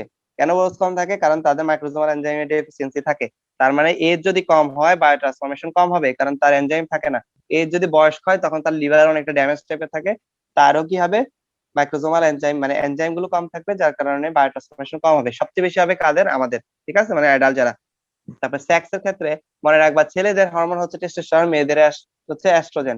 টেস্টোস্টেরন হচ্ছে কি একটা এনজাইম ইনডিউসার, মানে ও এনজাইম তৈরিতে স্টিমুলেশন দেয়। তার মানে ও মাইক্রোসোমাল এনজাইম, নন মাইক্রোসোমাল এনজাইম বেশি পরিমাণ তৈরি করতে স্টিমুলেশন দিবে। তার মানে ছেলেদের বডিতে বায়ো ট্রান্সফরমেশন বেশি হয়। আর অপরদিকে এস্ট্রোজেন হচ্ছে একটা এনজাইম ইনহিবিটর, সে এনজাইম তৈরি করতে তো সাহায্য করেই না, বরং এনজাইম উৎপাদনে বাধা দেয়, যার কারণে মেয়েদের শরীরে বায়ো ট্রান্সফরমেশন কম হয়। ঠিক আছে? তা স্যাররা জিজ্ঞেস করবে কেন ছেলেদের শরীরে বেশি হয়, তখন বলবা টেস্টোস্টেরনের কারণে। মেয়েদের কেন কম হয়, কারণ এস্ট্রোজেনের কারণে। এস্ট্রোজেন একটা এনজাইম ইনহিবিটর, এনজাইমকে ইনহিবিট করে রাখে। আর এনজাইম ইনডিউসার বা এনজাইমকে স্টিমুলেশন দেওয়া হচ্ছে, তৈরিতে স্টিমুলেশন দেওয়া হচ্ছে টেস্টোস্টেরন। তো রেসটা ইম্পর্টেন্ট না খুব একটা। রেসটা হচ্ছে কিছু কিছু জাতিতে তোমার দেখা যায় যে কি, যে ধরো আমাকে যে ডোজ একটা একটা রোগের জন্য ধরো আমাকে যে ডোজ দেওয়া হলো, যেমন ধরো সাপোজ ধরো আমি ম্যালেরিয়ার ড্রাগ দিলাম আমাকে, প্রিমাকুইন, ঠিক আছে? আমাদের দেশে যে ডোজ দিলাম এই ডোজটাই যদি আমি দেখা যায় আফ্রিকান আর আমেরিকান ব্ল্যাক কিছু মানুষ আছে, ওই জাতিতে দেখা যায় ওদেরকে যদি সেম ডোজ আমি দেই, ওদের হিমোলাইটিক অ্যানিমিয়া মানে ওদের ব্লাড ভাঙা শুরু করে, হিমোলাইটিক অ্যানিমিয়া হয়। ঠিক আছে? মানে জাতিগত ভাবে ওদের জাতির একটা বড় অংশ 10% 20% এটা জাতীয়তা, এটা কিন্তু শুধু জেনেটিক ফ্যাক্টর বলবো না। জেনেটিক হচ্ছে পার্সোনাল ফ্যাক্টর, আর রেস হচ্ছে জাতিগত ফ্যাক্টর। ওই জাতিতে এটা কমন, ঠিক আছে? কারণ ওদের ওই এনজাইম গুলো থাকে না, কম থাকে, থাকে কম পরিমাণে থাকে। ঠিক আছে? তাহলে রেস একটা ফ্যাক্টর। যে কিছু কিছু জাতি, যেমন আমেরিকানের কথা বললাম, আমেরিকান ব্ল্যাক যারা আছে ওদেরকে যদি আমরা প্রিমাকুইন বা ম্যালেরিয়া ড্রাগ দিই, তাদের 10% ক্ষেত্রে হিমোলাইটিক অ্যানিমিয়া হয়। এই উদাহরণটা বিখ্যাত একটাই উদাহরণ, এই উদাহরণটা দিতে পারবো। আচ্ছা, তারপরে হচ্ছে কি নিউট্রিশনাল স্ট্যাটাস। নিউট্রিশনাল স্ট্যাটাস এটা সহজ কমন সেন্স। যার নিউট্রিশনাল স্ট্যাটাস খারাপ মানে ম্যালনিউট্রিশন যে থাকবে, ম্যালনারিশড যে কোনো পার্সেন্টে কি হবে, তার বিভিন্ন ডেফিসিয়েন্সি থাকবে, যার কারণে এনজাইম তৈরি হবে না, তার মানে বায়ো ট্রান্সফরমেশন কম হবে। আচ্ছা, আবার কারো যদি বিয়া থাকে, ভালো শরীর থাকে, তার মানে বায়ো ট্রান্সফরমেশন ভালো পরিমাণে হবে বা বেশি হবে। জেনেটিক ফ্যাক্টরের ক্ষেত্রে, জেনেটিক ফ্যাক্টর মানে ব্যক্তিগত ফ্যাক্টর। এমন অনেক ড্রাগ আছে দেখবে যে তোমাদের স্যার অনেক সময় বলবে যে এই ড্রাগটাই, ধর প্যারাসিটামল আমি নর্মাল ডোজে দিলাম, কিন্তু একজনে দেখা যায় সে অসুস্থ হয়ে গেছে প্যারাসিটামল খেয়ে। ঠিক আছে? 100 জনের মধ্যে হয়তো 1000 জনের মধ্যে একজনের, কারণ তার শরীর এটা নিতে পারতেছে না। ঠিক আছে? মানে এটা বায়ো ট্রান্সফরমেশন করতে পারতেছে না। তার কোনো একটা এনজাইমের জেনেটিক ডেফিসিয়েন্সি আছে, শুধু তার ব্যক্তিগত, এটা কিন্তু জাতিগত না। তার ব্যক্তিগত ভাবে তার কোনো একটা এনজাইমের ডেফিসিয়েন্সি আছে। যেমন দুইটা উদাহরণ, বিখ্যাত উদাহরণ, এটা তোমরা সামনে বহু জায়গায় পড়বা। সামনে সামনে যখন তোমরা পরবর্তী সিস্টেমে যাই পড়বা, আমি উদাহরণগুলো একটু বলি। সাকসিনাইলকোলিন একটা ঔষধ, যেটা আমরা মাসেল রিল্যাক্সেন্ট হিসেবে ব্যবহার করি, সেন্ট্রাল মাসেল রিল্যাক্সেন্ট হিসেবে আমরা ব্যবহার করি। কিন্তু এটা খুব দ্রুত যখন ব্লাডে যায়, ব্লাডে এটা ভাঙার জন্য একটা এনজাইম আছে, ঠিক আছে? সেই এনজাইমটা যখন হচ্ছে ডেফিসিয়েন্সি থাকে কিছু কিছু মানুষের ক্ষেত্রে, ঠিক আছে, কিছু কিছু মানুষের ক্ষেত্রে সেটা ডেফিসিয়েন্সি, তো তাদের ক্ষেত্রে কি হয়েছে, তুমি ইনজেকশন দিছো, তার আর মাসেল রিল্যাক্সেশন, তার এটা নর্মাল হচ্ছে না, তখন তাদের কি হবে, তার রেসপিরেটরি ডিপ্রেশন হয়ে যাবে, সে মারাও যেতে পারে যদি তুমি সাপোর্ট না দাও, মানে কৃত্রিম ভাবে যে আর্টিফিশিয়াল সাপোর্ট না দাও, সে মারা যাবে। তো সাকসিনাইলকোলিন, কারণ এখানে এটা তার ব্যক্তিগত সমস্যা, তার ব্যক্তিগত ভাবে সাকসিনাইলকোলিন ভাঙার যে প্লাজমাতে যে এনজাইমটা থাকে, সেই এনজাইমটা তার মধ্যে নাই। বুঝতে পারছো? যার কারণে যেখানে দ্রুত ভেঙে যাওয়ার কথা সেখানে এটা ভাঙতেছেই না। ঠিক আছে? খুব স্লোলি স্লোলি হয়তো ভাঙতেছে লিভারে বা অন্যান্য জায়গায়। এই জন্য যতক্ষণ পর্যন্ত সে স্বাভাবিক হবে না, ততক্ষণ পর্যন্ত আর্টিফিশিয়াল ভেন্টিলেশন সাপোর্ট দিতে হবে তোমাকে। তারপর র্যাপিড এবং স্লো এসিটাইলেটর। এসিটাইলেটর হচ্ছে একটু আগে এসিটাইলেশন করছি না আমরা, যদি দ্রুত এসিটাইলেশন হয় তাহলে এটাকে র্যাপিড এসিটাইলেটর হয় বলে, আর যদি স্লোলি এসিটাইলেশন বিক্রিয়াটা ঘটে তাহলে সেটাকে স্লো এসিটাইলেটর বলে। এটা কেন ইম্পর্টেন্ট একটু এটা খেয়াল করো, এটা আমি বলছি, এটা হচ্ছে, এটা তোমরা লিখে নাও, মাসেল রিল্যাক্সেশনের জন্য আমরা ইউজ করি। যদি সেটা যদি তোমার জানা হয়, সেটা যদি না ভাঙে, সেটা একটা এনজাইম আছে, এনজাইমটার নাম হচ্ছে, আমার এখন মনে হচ্ছে না, সিওডো কোলিনেস্টার যেরকম কিছু একটা, তোমরা, আমি ক্লাস বিউটাইরেল শেষে বলতে দিই। কোলিনেস্টারেজ ভাই। সিওডো, হ্যাঁ, প্লাজমা হ্যাঁ, কোলিনেস্টার, ওইটাকে আমরা সিওডো বলি আর কি, জি ভাই। আরেকটা নাম। আচ্ছা, স্লো এসিটাইলেটরের ক্ষেত্রে এটা কি, এটা হচ্ছে, যেমন ধরো আইসোনিয়াজাইড, তোমরা সবাই জানো এন্টিটিভি ড্রাগ। কারো যদি ধরো র্যাপিড বলতে তার এসিটাইলেশনের যদি এনজাইম গুলো এগুলো বেশি পরিমাণে আছে, যার কারণে এনজাইম যেহেতু বেশি পরিমাণে আছে, বিক্রিয়া কি হবে, খুব দ্রুত হবে, র্যাপিড হবে, তাই না? র্যাপিড যদি দ্রুত হয় তাহলে কি হবে, তুমি আইসোনিয়াজাইড দেওয়ার সাথে সাথে এগুলো কি হবে, বায়োট্রান্সফরমেশন হয়ে নষ্ট হয়ে যাবে, চলে যাবে, তার মানে তোমার কি টিব্বির কাজটা সে করতে পারবে না। তাহলে তোমার কি হবে, লার্জ ডোজ দিতে হবে। র্যাপিড এসিটাইলেশনের ক্ষেত্রে লার্জ ডোজ দিতে হয় আমাদের। ঠিক আছে? ডোজ বাড়াই দিব আমি তার ক্ষেত্রে, যে ব্যক্তির র্যাপিড অ্যাসিটাইলেটর মানে যার অ্যাসিটাইলেশনের এনজাইম গুলো বেশি আছে। আর যদি স্লো অ্যাসিটাইলেটর থাকে কারো শরীরে, মানে তার এনজাইম কম থাকে, তাহলে তার কি হবে, বিক্রিয়া গুলো স্লোলি হবে। ঠিক আছে? তার মানে ড্রাগটা খুব স্লোলি ভাঙবে। ঠিক আছে? আইসোনিয়াজাইডের উদাহরণ দিলাম, আইসোনিয়াজাইড কি খুব স্লোলি ভাঙবে, তাহলে আইসোনিয়াজাইড খুব বেশি পরিমাণ সময় কোথায় থাকবে, ব্লাডে থাকবে। ব্লাডে আইসোনিয়াজাইড কি ক্ষতি করে, কে বলতে পারবা? না বলতে পারে স্বাভাবিক। তো এটা হচ্ছে সে কি করে, পাইরোক্সিন হচ্ছে কি করে, এক্সক্রিশন করে দেয়, ফলে কি হয়, পেরিফেরাল নিউরোপ্যাথি হয়। এই জন্য আমরা যাদেরকে তোমার হচ্ছে টিবি ডাক দিই, তাদেরকে সাথে হচ্ছে এক্সট্রা সাপ্লিমেন্ট দিতে হয় পাইরোক্সিনের। তোমার হচ্ছে তাহলে তার ক্ষেত্রে আমরা কি করব, অল্প ডোজ দিব, আইসোনিয়াজের ডোজ কমাই দিব, যাদের স্লো অ্যাসিটালেটর তার লো ডোজ কম দিব, আর যা র্যাপিড অ্যাসিটালেটর তার ডোজ বাড়াই দিব। স্লো অ্যাসিটালেটরের ক্ষেত্রে ডোজ কমাবো কেন, কারণ হচ্ছে সে বেশি থাকলে ক্ষতি করবে, সে লম্বা সময় ধরে অ্যাকশন করবে। যেমন লম্বা সময় ধরে যেমন আইসোনিয়াজের ক্ষেত্রে কি করে, সে পাইরোক্সিন এক্সক্রিশন বাড়ায় দেয়, কারণ তার এটা এমনি সেই পাইরোক্সিন এক্সক্রিশন বাড়ায়। এখন যদি সে বেশি পরিমাণ ব্লাডে থাকে তাহলে এক্সক্রিশন খুব বেশি হবে, তার মানে খুব দ্রুতই তোমার পেরিফেরাল নিউরোপ্যাথি হবে। আচ্ছা, তারপরে প্যাথোলজিক কন্ডিশন, মানে বিভিন্ন রোগের ক্ষেত্রে এটা লিভারের ডিজিজের ক্ষেত্রে কমে যাবে, লিভার এনজাইম যদি তৈরি না হয় তাহলে স্বাভাবিক বায়োট্রান্সফরমেশন কমে যাবে, এই বিভিন্ন প্যাথোলজিক কন্ডিশন। ইনভায়রনমেন্ট একটু মনে রাখো, এটা খুব ইম্পর্টেন্ট। ইনভায়রনমেন্ট বলতে শহরাঞ্চলে কিছু গ্যাস আছে, বিভিন্ন গ্যাসের কারণে, দূষণের কারণে শহরে ওই গ্যাসগুলো আমাদের শরীরে গিয়ে এনজাইম ইনডিউস করে, অর্থাৎ এনজাইমের পরিমাণ বাড়ায় দেয়, ঠিক আছে, যার কারণে দ্রুত বা বায়োট্রান্সফরমেশন বেশি হয়। তাহলে গ্রামের তুলনায় অরবান এরিয়াতে বা শহরাঞ্চলে বায়োট্রান্সফরমেশন বেশি হয়। আরেকটা জিনিস, আরেকটা এনভায়রনমেন্টের মধ্যে হচ্ছে স্মোকিং। স্মোকিং ইটসেলফ একটা এনজাইম ইনডিউসার, মানে যারা সিগারেট খায় বা স্মোক করে তাদের খুব দ্রুত কি হয়, ড্রাগ গুলো ভেঙে যায়, মানে খুব দ্রুত বায়োট্রান্সফরমেশন হয়, এই জন্য অনেক সময় থেরাপিউটিক ফেলিওর হতে পারে তাদের ক্ষেত্রে। ঠিক একই ক্ষেত্রে অ্যালকোহলও সেম, অ্যালকোহল যারা নিবে তাদের ক্ষেত্রে যে লিভার ড্যামেজ থাকে, কিন্তু লিভার ড্যামেজ সে কিছুটা করলেও সে কিন্তু এনজাইম সে ইনডিউস করে, ঠিক আছে, মানে এনজাইম সে ইনডিউসার, সে বেশি পরিমাণে এনজাইম তৈরি করে, এবং আমার সে হচ্ছে কি করবে, তার কারণে তোমার থেরাপিউটিক ফেলিওর হইতে পারে। রেট অফ অ্যাবজর্পশন, এটা বলার কিছু নাই, রেট অফ অ্যাবজর্পশন যদি বেশি হয় তাহলে বায়োট্রান্সফরমেশন বেশি হবে, কারণ রেট অফ অ্যাবজর্পশন যত বেশি হবে তোমার ইয়ার ক্ষেত্রে, তোমার কি বলে, হ্যাঁ, যত বেশি হবে রেট অফ অ্যাবজর্পশন, যত বেশি হবে ব্লাডে, তত বেশি ব্লাডটা যাবে, তত বেশি বায়োট্রান্সফরমেশন হবে, খুব স্বাভাবিক। আচ্ছা, এনভায়রনমেন্ট থেকে একটা বলে ভুলে গেছি, একটু মনে রাখবা, যদি অ্যাকিউট অ্যালকোহলিজম হয়, যদি সে অ্যাকিউট অ্যালকোহলিজম মানে হঠাৎ করে যদি সে অ্যালকোহল খায়, তাহলে তার বায়োট্রান্সফরমেশন কমে যাবে, মনে রাখবা, কারণ সে প্রথমে লিভার ড্যামেজ করবে, সে ইনডিউস করতে পারবে না। কারণ হচ্ছে কি, মানে ধরো তুমি হঠাৎ একদিন ড্রাগ, মানে একদিন তুমি অ্যালকোহল কনসাম্পশন করছো, এটার জন্য কিন্তু তোমার এনজাইম ইন্ডাকশন হবে না, মানে এনজাইম ইনডিউস হবে না, এনজাইমের পরিমাণ বাড়বে না, কারণ এনজাইম ইনডিউস হতে রিপিটেড মানে রেগুলার খাইতে হয়, যে কোনো যে ড্রাগই খাও। যেমন তুমি যদি এনজাইম ইনডিউস করে এরকম যদি অন্য কোনো ড্রাগও নাও, ঠিক আছে, যেমন তোমার রিফাম্পিসিন আছে, অ্যান্টিটিবিটা, ও একটা এনজাইম ইনডিউসার, ওকে যদি তুমি নাও শরীরে, এক বেলা খাইছো এর জন্য কিন্তু তোমার এনজাইম ইনডিউস হবে না, ওইটা শর্তে হচ্ছে অনেকবার খাইতে হবে, ঠিক আছে। কিন্তু ইনহেবিট একবারে এনাফ, একবার ওষুধ খেলে সে ইনহেবিট করে ফেলতে পারে, ইনহেবিটেড। তাহলে অ্যাকিউটের ক্ষেত্রে কি হবে, অ্যাকিউট অ্যালকোহলিজমের ক্ষেত্রে বায়োট্রান্সফরমেশন কমবে, আর ক্রনিক অ্যালকোহলিজমের ক্ষেত্রে বায়োট্রান্সফরমেশন বাড়বে, ঠিক আছে, এটা মনে রাখো।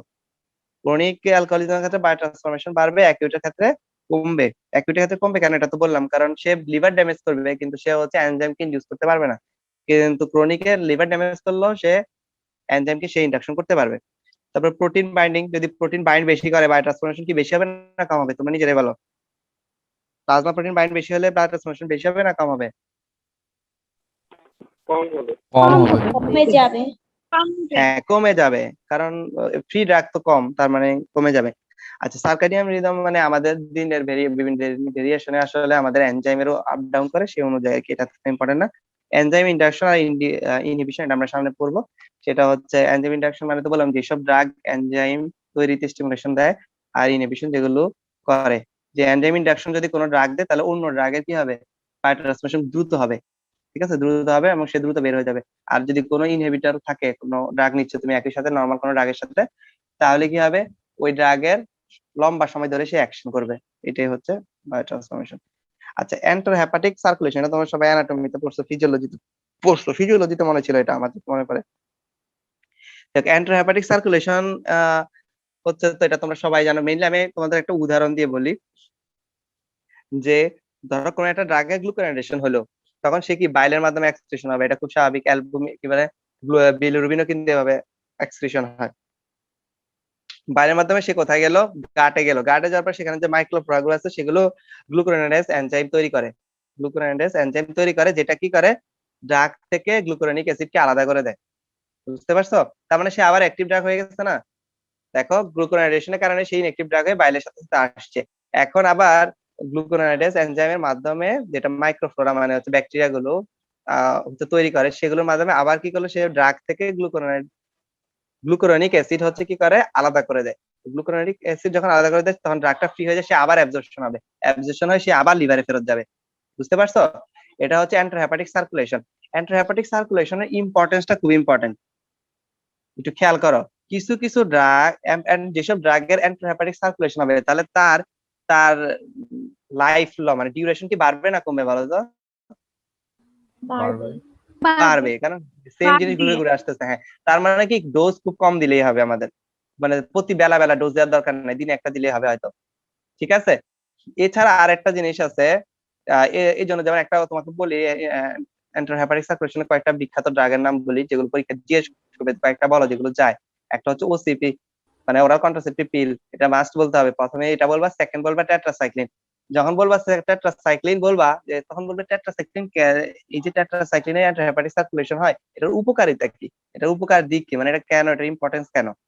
সেটা কারণ হচ্ছে, যদি কোনো কারণে বিলিয়ারি ট্রি মানে তোমার হচ্ছে বাইল আসার যে রাস্তা, এই রাস্তা যদি কোনো ইনফেকশন হয়, তাহলে যেসব ড্রাগ হেপাটিক সার্কুলেশন দিয়ে যায়, ওরা কি করবে, বারবার এদিক দিয়ে আসবে এবং জীবাণুগুলো মারতে পারবে। কিন্তু নর্মাল ড্রাগ গুলো যেগুলো বাইল দিয়ে আসে না বা হেপাটিক সার্কুলেশন দিয়ে আসে না, ওরা তো এই রাস্তায় আসবে না, ওরা ওই জীবাণুদেরকে মারবে কিভাবে? যখন কোনো বিলিয়ারি ট্র্যাক ইনফেকশন হয়, তখন আমরা তাদেরকে টেট্রাসাইক্লিন অ্যান্টিবায়োটিক দেই।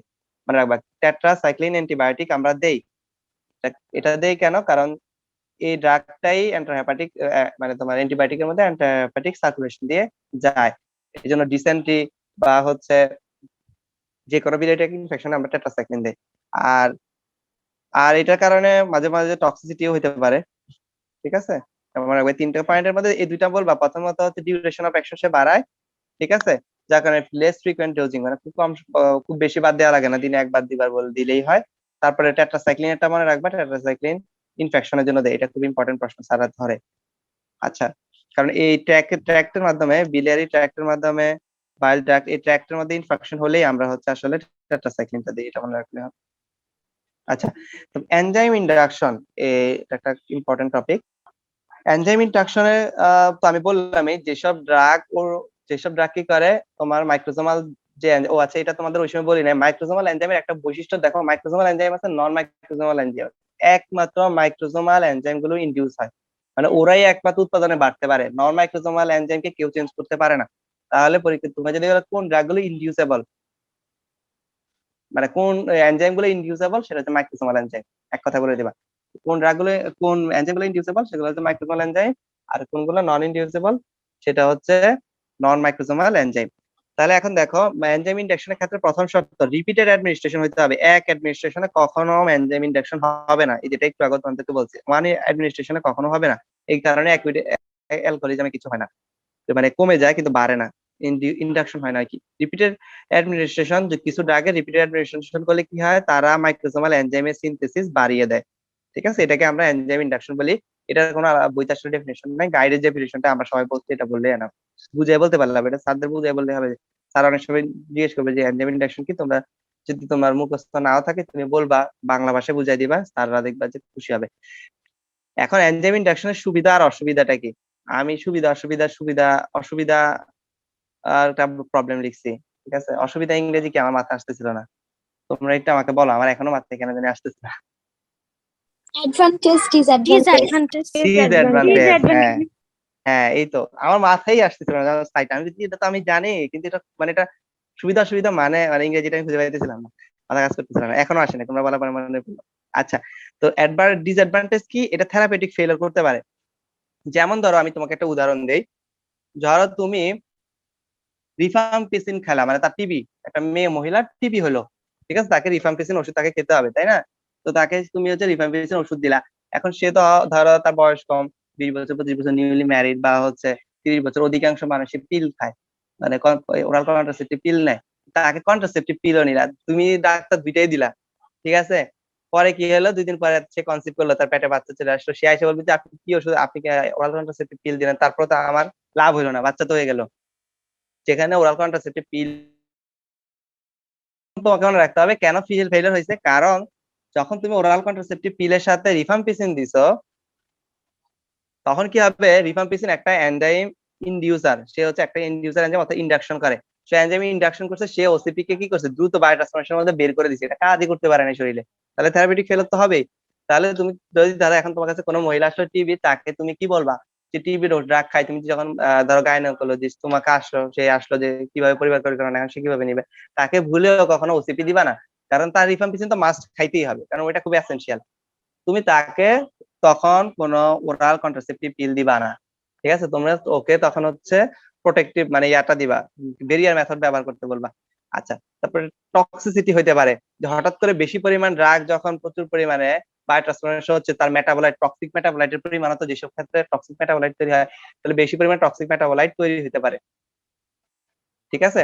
তারপরে হচ্ছে তোমার টলারেন্স ডেভেলপ করতে পারে। টলারেন্স ডেভেলপ কেমন, এটা একটু অন্যগুলা থেকে আলাদা, আমি একটু বলি। টলারেন্স দুই ধরনের আছে, সামনে এটা আসলে সরাসরি বইতে কথা নাই, তারপরে বলি। টলারেন্স দুই ধরনের আছে, একটা হচ্ছে ফার্মাকোকাইনেটিক, আমি পুরোটা লিখতে সংক্ষেপে লিখতে, ফার্মাকোকাইনেটিক। হ্যাঁ বলো। ভাইয়া শুধু কি রিফাম্পিসিন দিলেই এই প্রবলেম হবে না? না না না মানে না, এনজাইম ইনডিউসার অনেক ড্রাগ আছে, যেমন রিফাম্পিসিন আছে, গ্লিসিওফুলভিন আছে তোমার, তারপরে হচ্ছে তোমার ফিনাইটন আছে। আমি তোমাদের পুরো লিস্টটা একটু পরে দেখাবো, বইয়ের লিস্ট, আচ্ছা, পুরো লিস্ট। আচ্ছা, মানে যে কোনো এনজাইম ইনডিউসারের সাথে তুমি যদি নরমাল রাখ দাও, তাহলে তোমার ইয়া ফেলিয়ার হবে, থেরাপিউটিক ফেলিয়ার হবে, এটা মনে রাখবা, ঠিক আছে? এখন ধরো আমি রিফাম্পিসিন দিলাম বা গ্লিসিওফুলভিন দিলাম বা হচ্ছে ফিনাইটনের সাথে, ফিনাইটন হচ্ছে ওগুলো মানে আর কি বারবিচুরেট, এগো না, ফিনাইটন হচ্ছে মনে হয় এন্টি এপিলেপটিক ড্রাগ, না আমার মাথায় আসতেছে না, ভুলে গেছি সব।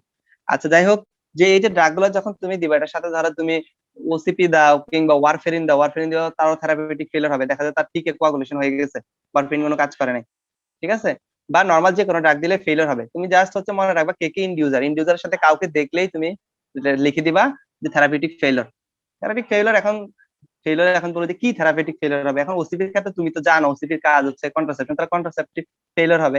তারপরে ওয়ারফেরিনে তুমি কাজ জানো, এটা কাজ হচ্ছে ব্লিডিং মানে ইয়া করা, coagulation, anti coagulation, anti coagulant হিসেবে সে কাজ করে, তার মানে তার ব্লিডিং হবে, কোয়াগুলেশন হবে, তার থেরাপিউটিক ফেলিয়ার হচ্ছে কোয়াগুলেশন হবে, কোয়াগুলেশন সে বাধা দিতে পারবে না, এরকম আর কি, যে ড্রাগ তার সে কাজটা করতে পারবে না। আচ্ছা, টলারেন্স হচ্ছে দুই ধরনের টলারেন্স আছে, একটা ফার্মাকোকাইনেটিক, একটা হচ্ছে ফার্মাকোডাইনামিক টলারেন্স, ঠিক আছে? আমরা এনজাইম ইন্ডাকশনের যে টলারেন্স, এটা হচ্ছে ফার্মাকোকাইনেটিক টলারেন্স, খুবই ভালোভাবে মনে রাখবা, enzyme induction pharmacokinetic tolerance. Pharmacodynamic টলারেন্সটা তোমরা ভবিষ্যতে পড়বা। ফার্মাকোডাইনামিক টলারেন্স হচ্ছে যে টলারেন্স গুলো ওই রিসেপ্টরের কারণে হয়, যেটা ফার্মাকোডাইনামিক্স এর অংশ, রিসেপ্টরে বাড়া কমা নিয়ে হয়, কিন্তু ফার্মাকোকাইনেটিক টলারেন্স হচ্ছে ইন্ডাকশনের কারণে হয়। ফার্মাকোডাইনামিক সারা দিয়ে সেটা, তাহলে ফার্মাকোকাইনেটিক্স টলারেন্সের একটা ড্রাগের নাম বলো ফার্মাকোডাইনামিক্স, তাহলে এক কথা চোখ বন্ধ করে বলবা barbiturate. Barbiturate pharmacokinetics tolerance develop করে, ঠিক আছে? যে কোনো বারবিচুরেট দাও, ফার্মাকোডাইনামিক্স সে নিজেরাই করবে কয়দিন পরে। তুমি প্রথমে বারবিচুরেট বা এই ড্রাগ গুলো একটা কারণ কি, বারবিচুরেট কেন তোমার হচ্ছে যে এগুলো কিন্তু নেশা হয়ে যায় অনেক সময়, বারবিচুরেট ডায়াজেপাম বেশি খেলে, কয়েকদিন খেলে, এক সপ্তাহ 10 দিন খেলে দেখবা যে এগুলো ছাড়া বারবিচুরেট, যেমন এর ক্ষেত্রে বেনজোডায়াজেপামের ক্ষেত্রে এক সপ্তাহ 2 সপ্তাহ যদি একটানা ডায়াজেপাম খাও, তোমার আর ঘুমিয়ে আসবে না এটা ছাড়া। এই জন্য, কারণ টলারেন্স, কিন্তু ওর টলারেন্সটা হচ্ছে ফার্মাকোডাইনামিক টলারেন্স, কিন্তু বারবিচুরেটের টলারেন্স ঘটে, সে টলারেন্স হচ্ছে সে প্রতিনিয়ত যখন তুমি তাকে রিপিটেড অ্যাডমিনিস্ট্রেশন করতেছো, তার দ্রুত নিজেরই বায়োট্রান্সফরমেশন বেড়ে গেছে, যার কারণে কিন্তু প্রথম দিন তুমি ধরো এক ইনজেকশনে তোমার শান্তি লাগতেছে, পরের দিন 2 ইনজেকশন লাগবে, কয়েকদিন পরে বা মানে আগের পরিমাণে আর শরীরে এটা কাজ করবে না। এটা কিন্তু টলারেন্স, মানে আগের ডোজে আর কাজ করে না। যত এডিকশন আছে সেগুলো এই টলারেন্সের কারণে ঘটে, কি হয় দিন দিন খালি বাড়তে থাকে, ঠিক আছে? দিন দিন ডোজ পরিমাণ বাড়তে থাকে, নাহলে ভালো লাগে না, ঠিক আছে? তো এখানে ইন্ডাকশনের জন্য যে টলারেন্স হয়, এটা ফার্মাকোকাইনেটিক টলারেন্স, এটা হচ্ছে বারবিচুরেট বলবা চোখ বন্ধ করে। আর ডাইনামিকের টলারেন্স অনেক আছে, তবে যদি বলো এক কথায় তাহলে বলবা যে বেনজোডায়াজেপাইন, আরো অনেক আছে, ডাইনামিক টলারেন্সের কোনো অভাব নেই, কিন্তু কাইনেটিক টলারেন্স হাতে গোনা কয়েকটা আগের ক্ষেত্রে আছে। আচ্ছা, বেনিফিটও আছে। আচ্ছা, আরেকটা প্রবলেম আছে, যখন ইন্ডাকশন বেশি হবে তখন ধরো এন্ডোজেনাস যে স্টেরয়েড গুলো, ধরো তোমার কর্টিকোস্টেরয়েড, আমরা একটু আগে পড়ছি, কর্টিকোস্টেরয়েড গুলো কিন্তু মাইক্রোসোমাল এনজাইম দিয়ে ভাঙে। তো এখন যে স্টেরয়েড গুলো আছে, এখন কর্টিকোস্টেরয়েড তোমার শরীরে খুব প্রয়োজনীয় একটা হরমোন, তোমার কি হলো, কর্টিকোস্টেরয়েড বের হচ্ছে আর এটাকে ভেঙে ফেলতেছে, তাহলে কি হবে, তোমার শরীরে ক্ষতি হবে, তাই না? তো এই জন্য এটা একটা মানে শরীরেরও বিভিন্ন প্রবলেম তৈরি করবে সে, কারণ এন্ডোজেনাস যে ইয়াগুলো আছে, হরমোন গুলো, সেগুলো সে ভেঙে দিবে। আর বেনিফিট গুলো কি কি, বেনিফিটের ক্ষেত্রে হচ্ছে বেনিফিটও আছে। বেনিফিটটা হচ্ছে যেমন ধরো আমরা জানি জন্ডিসে কি হয়, বিলিরুবিন জমা হয়, তাই না? এখন আমরা যদি এনজাইম কোন একটা ইনডিউসার দেই, একটু খেয়াল করো, এনজাইম ইনডিউসার যদি কাউকে দেই তাহলে কি হবে, বিলিরুবিনও খুব দ্রুত কি হবে, বিলিরুবিনও বায়ো ট্রান্সফরমেশন বেশি হবে। আমরা পড়ছি তার কি হয়, গ্লুকানেশন হয়, ঠিক আছে? দ্রুত একটা বায়ো ট্রান্সফরমেশন, তার মানে সে দ্রুত বডি থেকে ক্লিয়ার হয়ে চলে যাবে, তার মানে জন্ডিস ভালো যাবে, ঠিক আছে? দেখো এটার অ্যাডভার্স ইফেক্টটাকে আমরা ভালো কাজে লাগাচ্ছি, যেমন আমরা কনজেনিটাল নন হিমোলাইটিক জন্ডিস যেটা হয় ওদের ক্ষেত্রে আমরা ফেনোবারবিটন দেই, ঠিক আছে? এটা হচ্ছে একটা বারবিচুরেট। আর ফিনাইটন ঠিক আছে, এটা অ্যান্টি এপিলেপটিক ড্রাগ যত সম্ভব, ঠিক আছে? আচ্ছা, আর ফেনোবারবিটন তো হচ্ছে বারবিচুরেট। তারপরে হচ্ছে কুশিং সিনড্রোমে কি হয়, কুশিং সিনড্রোমে একটু খেয়াল করো, কুশিং সিনড্রোমে প্রচুর পরিমাণে কর্টিকোস্টেরয়েড বের হয়, তাই না? তোমরা সবাই জানো প্রচুর পরিমাণে স্টেরয়েড হরমোন বের হয়, মানে অ্যাড্রেনাল হরমোন বের হয় কুশিং সিনড্রোমে। তাহলে আমি যদি এখন ইনডিউসার দেই তাহলে কি হবে, এই যে ইফেক্টটা, একটু আগে যে ইফেক্টটা ছিল এটাই এখন ভালো কাজে ব্যবহৃত হচ্ছে। আমরা ফিনাইটন দিলাম, সেটা হচ্ছে অ্যান্টি এপিলেপটিক ড্রাগ।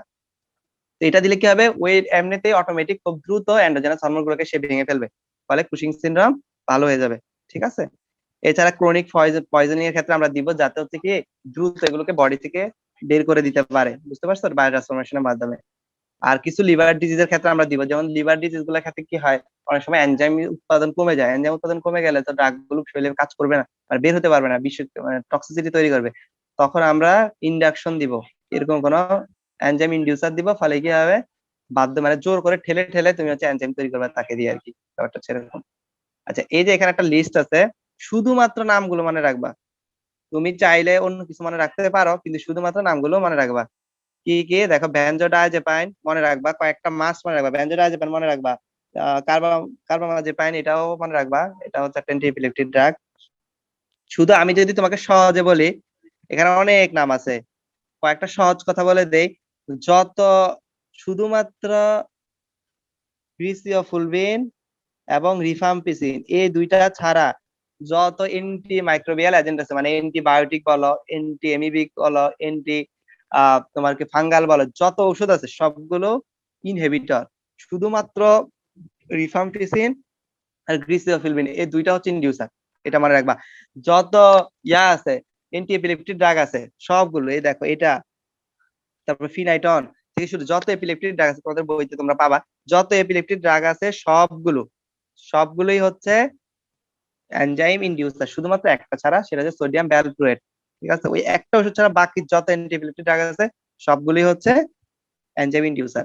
আর ইয়ার ক্ষেত্রে অ্যান্টি মাইক্রোবিয়ালের ক্ষেত্রে শুধুমাত্র গ্রিসিওফুলভিন এবং ফুলভিন আর হচ্ছে রিফাম্পিসিন। গ্রিসিওফুলভিন হচ্ছে অ্যান্টি ফাঙ্গাল ড্রাগ আসলে, ঠিক আছে? মনে রাখবা এটা, তাহলেই হবে। শুধু নামগুলো মনে রাখবা, এত ভিতরে এগুলো লাগবে না, নাম মনে রাখবা। এগুলো যদি কেউ মনে রাখতে চাও মনে রাখতে পারো। আচ্ছা, এটা নেমোনিক্স আমি বের করছি নেট থেকে, তোমাদের যদি সুবিধা হয় মনে রাখতে পারো, ঠিক আছে? ইনহিবিটর, ইনডিউসার, এগুলো উপরেরটা ইনহিবিটর, মনে রাখতে চাইলে মনে রাখতে পারো, তোমাদের সুবিধা। বাট আমি এভাবে মনে রাখতে পারি না, এই জন্য আমি আসলে চাই বলবো যে তোমরা যেভাবে পারো, যদি নেমোনিক দিয়ে পারো তাহলে ওইভাবে মনে রাখবা। আর যদি এমনি মনে রাখতে চাও, আমি এভাবে মনে রাখতাম যে সব অ্যান্টিপিলেপটিক ড্রাগ তোমরা সামনে মুখস্থ করবে, সব অ্যান্টিপিলেপটিক ড্রাগ হচ্ছে সোডিয়াম ভ্যালপ্রুয়েট ছাড়া সব অ্যান্টিপিলেপটিক ড্রাগ হচ্ছে ইনডিউসার, গ্লিসোফুলভিন আর রিফাম্পিসিন হচ্ছে ইনডিউসার, ঠিক আছে? এভাবে আমি মনে রাখতাম। তারপরে স্মোকিং ইনডিউসার একটু আগে বলছি তখন মনে রাখবা, অ্যালকোহল ইনডিউসার এটাও মনে রাখবা, ঠিক আছে? এই কয়েকটা কথা বললেই হবে। আচ্ছা, ইনহিবিশন মানে হচ্ছে তোমার বায়ো ট্রান্সফরমেশন এনজাইম ইনহিবিশন করে দেওয়া, এটা তো সহজ কথা। বিশেষ করে microsomal enzyme, mainly microsomal এনজাইমে induce হয়, ইনহিবিশন হয়। নন মাইক্রোসোমাল এনজাইমের উপর এটার কোনো ইফেক্ট নাই, এটা ওই তখনই বলছি, ইনডিউসেবল শুধুমাত্র মাইক্রোসোমাল এনজাইমটা। আচ্ছা আচ্ছা, এখানে এটা আরেকটা কথা হচ্ছে যে কখনো কখনো একটা ড্রাগ অন্য একটা ড্রাগের মেটাবলিজম বন্ধ করে দিতে পারে, মানে একটা ড্রাগ কি করে, সে অন্য ড্রাগের এনজাইমকে সে ইনহিবিট করে দিতে পারে কম্পিটিটিভ ভাবে, ঠিক আছে? তখন দেখা যাবে যে কি হবে, একটু আগে কি হয়তো দ্রুত দ্রুত শরীর থেকে বের হয়ে যাচ্ছে, এবার শরীর থেকে বের হতে যাবে না, এটা আমরা এখন করবো। যেমন এই ড্রাগ গুলো, আচ্ছা এটা আমি আরেকটু কথা বলি, এনজাইম ইনহিবিশনের ক্ষেত্রে এই ড্রাগ গুলো একটু দেখো। যেমন আমি যদি তোমার ওয়ারফেরিনের সাথে ওমোপ্রাজল দেই, কারো ওয়ারফেরিন সে নিচ্ছে, সাথে ওমোপ্রাজল দিলাম, ওমোপ্রাজল একটা এনজাইম ইনহিবিটর। এখন দেওয়ার পরে কি হবে দেখো, এখন ওয়ারফেরিন কি হবে, বায়ো ট্রান্সফরমেশন হবে না। এখন একটু আগে কিছু ওয়ারফেরিন বেশি হয়েছিল যার কারণে তার থেরাপিউটিক ফেলিওর হয়েছে, আর এখানে সবকিছু থেরাপিউটিক টক্সিসিটি হবে, এটা মনে রাখবা। একটু আগে সবগুলো থেরাপিউটিক ফেলিওর হয়েছে, যে যে কাজ করতে পারার কথা করতে পারে না, কারণ তাদেরকে আগে আগে শরীর থেকে বের করে দিচ্ছে বায়ো ট্রান্সফরমেশনের মাধ্যমে। এখন হচ্ছে কি এরা বায়ো ট্রান্সফরমেশন হইতে পারবে না, তার মানে ওটা বডির মধ্যে জমবে। ঠিক আছে, ওমোপ্রাজলের সাথে যদি ওয়ারফেরিন দিই তাহলে এখন কি হবে বলো? টক্সিসিটি হবে। টক্সিসিটি, ওয়ারফেরিনের টক্সিসিটি কি হয় একটু আগে একদম শুরুতে বলছিলাম, আর মনে আছে? কোয়াগুলেশন হবে না, কোয়াগুলেশন হবে, আরে ব্লিডিং হবে, ব্লিডিং হবে, হবে, হ্যাঁ ব্লিডিং হবে জি। হ্যাঁ হ্যাঁ। আবার সেম যদি আমরা যদি বলি আহ, তোমার ধরো আইসোনিয়াজেড এর সাথে যদি আমি রিফাম্পিসিন দেই, আইসোনিয়াজেড নিজেও কিন্তু একটা এনজাইম ইনহিবিটর, ঠিক আছে, এটা মনে রাখবা। ঠিক আছে, তো দেখা যাবে যে আইসোনিয়াজেড তখন টক্সিসিটি, তো টক্সিসিটি বলতে ওই যে ইয়া হইতে পারে আর কি, যদি এটা সম্ভাবনা কম। তবে মনে রাখবে একটা, এই দুইটার মধ্যে এনজাইম ইনডাকশনের পরিমাণ বাস্তবে বেশি এনজাইম ইনহিবিশনের থেকে, মানে এনজাইম ইনহিবিশনটা এত একটা সিভিয়ার না। তবে এনজাইম ইনহিবিশন একবার একটা ড্রাগ খেলে হইতে পারে, মানে তুমি আজকে একটা ড্রাগ খেয়েছো এক বেলার জন্য হইতে পারে, ইন্ডাকশনের জন্য রিপিটেড। ঠিক আছে, দুটা মনে রাখবা। এই ড্রাগ গুলোর মধ্যে কয়েকটা ড্রাগ মনে রাখবা, এখানে যত ড্রাগ বলতে পারো কমন কমন গুলোই পড়বা। সিমিটিডিন তোমরা সবাই চেনো, সিমিটিডিন, আইসোনিয়াজাইড, তারপরে হচ্ছে ভেরাপামিল করতে পারো, কারণ এই ড্রাগ গুলো সামনে বহুবার পড়বা, না চাইলে মুখস্থ হবে এগুলো। ঠিক আছে, ওমোপ্রাজল, এরিথ্রোমাইসিন, ক্লারিথ্রোমাইসিন, ক্লোরামফেনিকল, অ্যান্টিবায়োটিক তিনটা, কিটোকোনাজল, ইট্রাকোনাজল, এগুলো কি অ্যান্টি ফাঙ্গাল ড্রাগ, সবাই কম বেশি জীবনে ইউজ করছি। আবার সিপ্রোফ্লক্সাসিন, এগুলো তো আমরা সবাই চিনি, সিপ্রোফ্লক্সাসিন আমাদের দেশে কমন ওষুধ এখন, এটাই ভবিষ্যতে আর কাজ করবে না মনে হচ্ছে। এটা একটা নেমোনিক আমি পাইছি, তোমরা চাইলে কেউ ইউজ করতে পারো। এটা আসলে ব্যালপ্রেট বলতে সোডিয়াম ব্যালপ্রেট, হ্যাঁ সোডিয়াম ব্যালপ্রেট। এই একটা সোডিয়াম ব্যালপ্রেট একটু খেয়াল করো, একটু আগে পেজে, একমাত্র সোডিয়াম ব্যালপ্রেট ব্যতীত বাকি সকল অ্যান্টি এপিলেপটিক ড্রাগ, সকল অ্যান্টি এপিলেপটিক ইনডিউসার, ইনহিবিটর শুধু একটা, তার নাম হচ্ছে সোডিয়াম ব্যালপ্রেট। একটু দেখো সব অ্যান্টিবায়োটিক, যত অ্যান্টিবায়োটিকের নাম মনে রাখবে সব দিয়ে দিবা।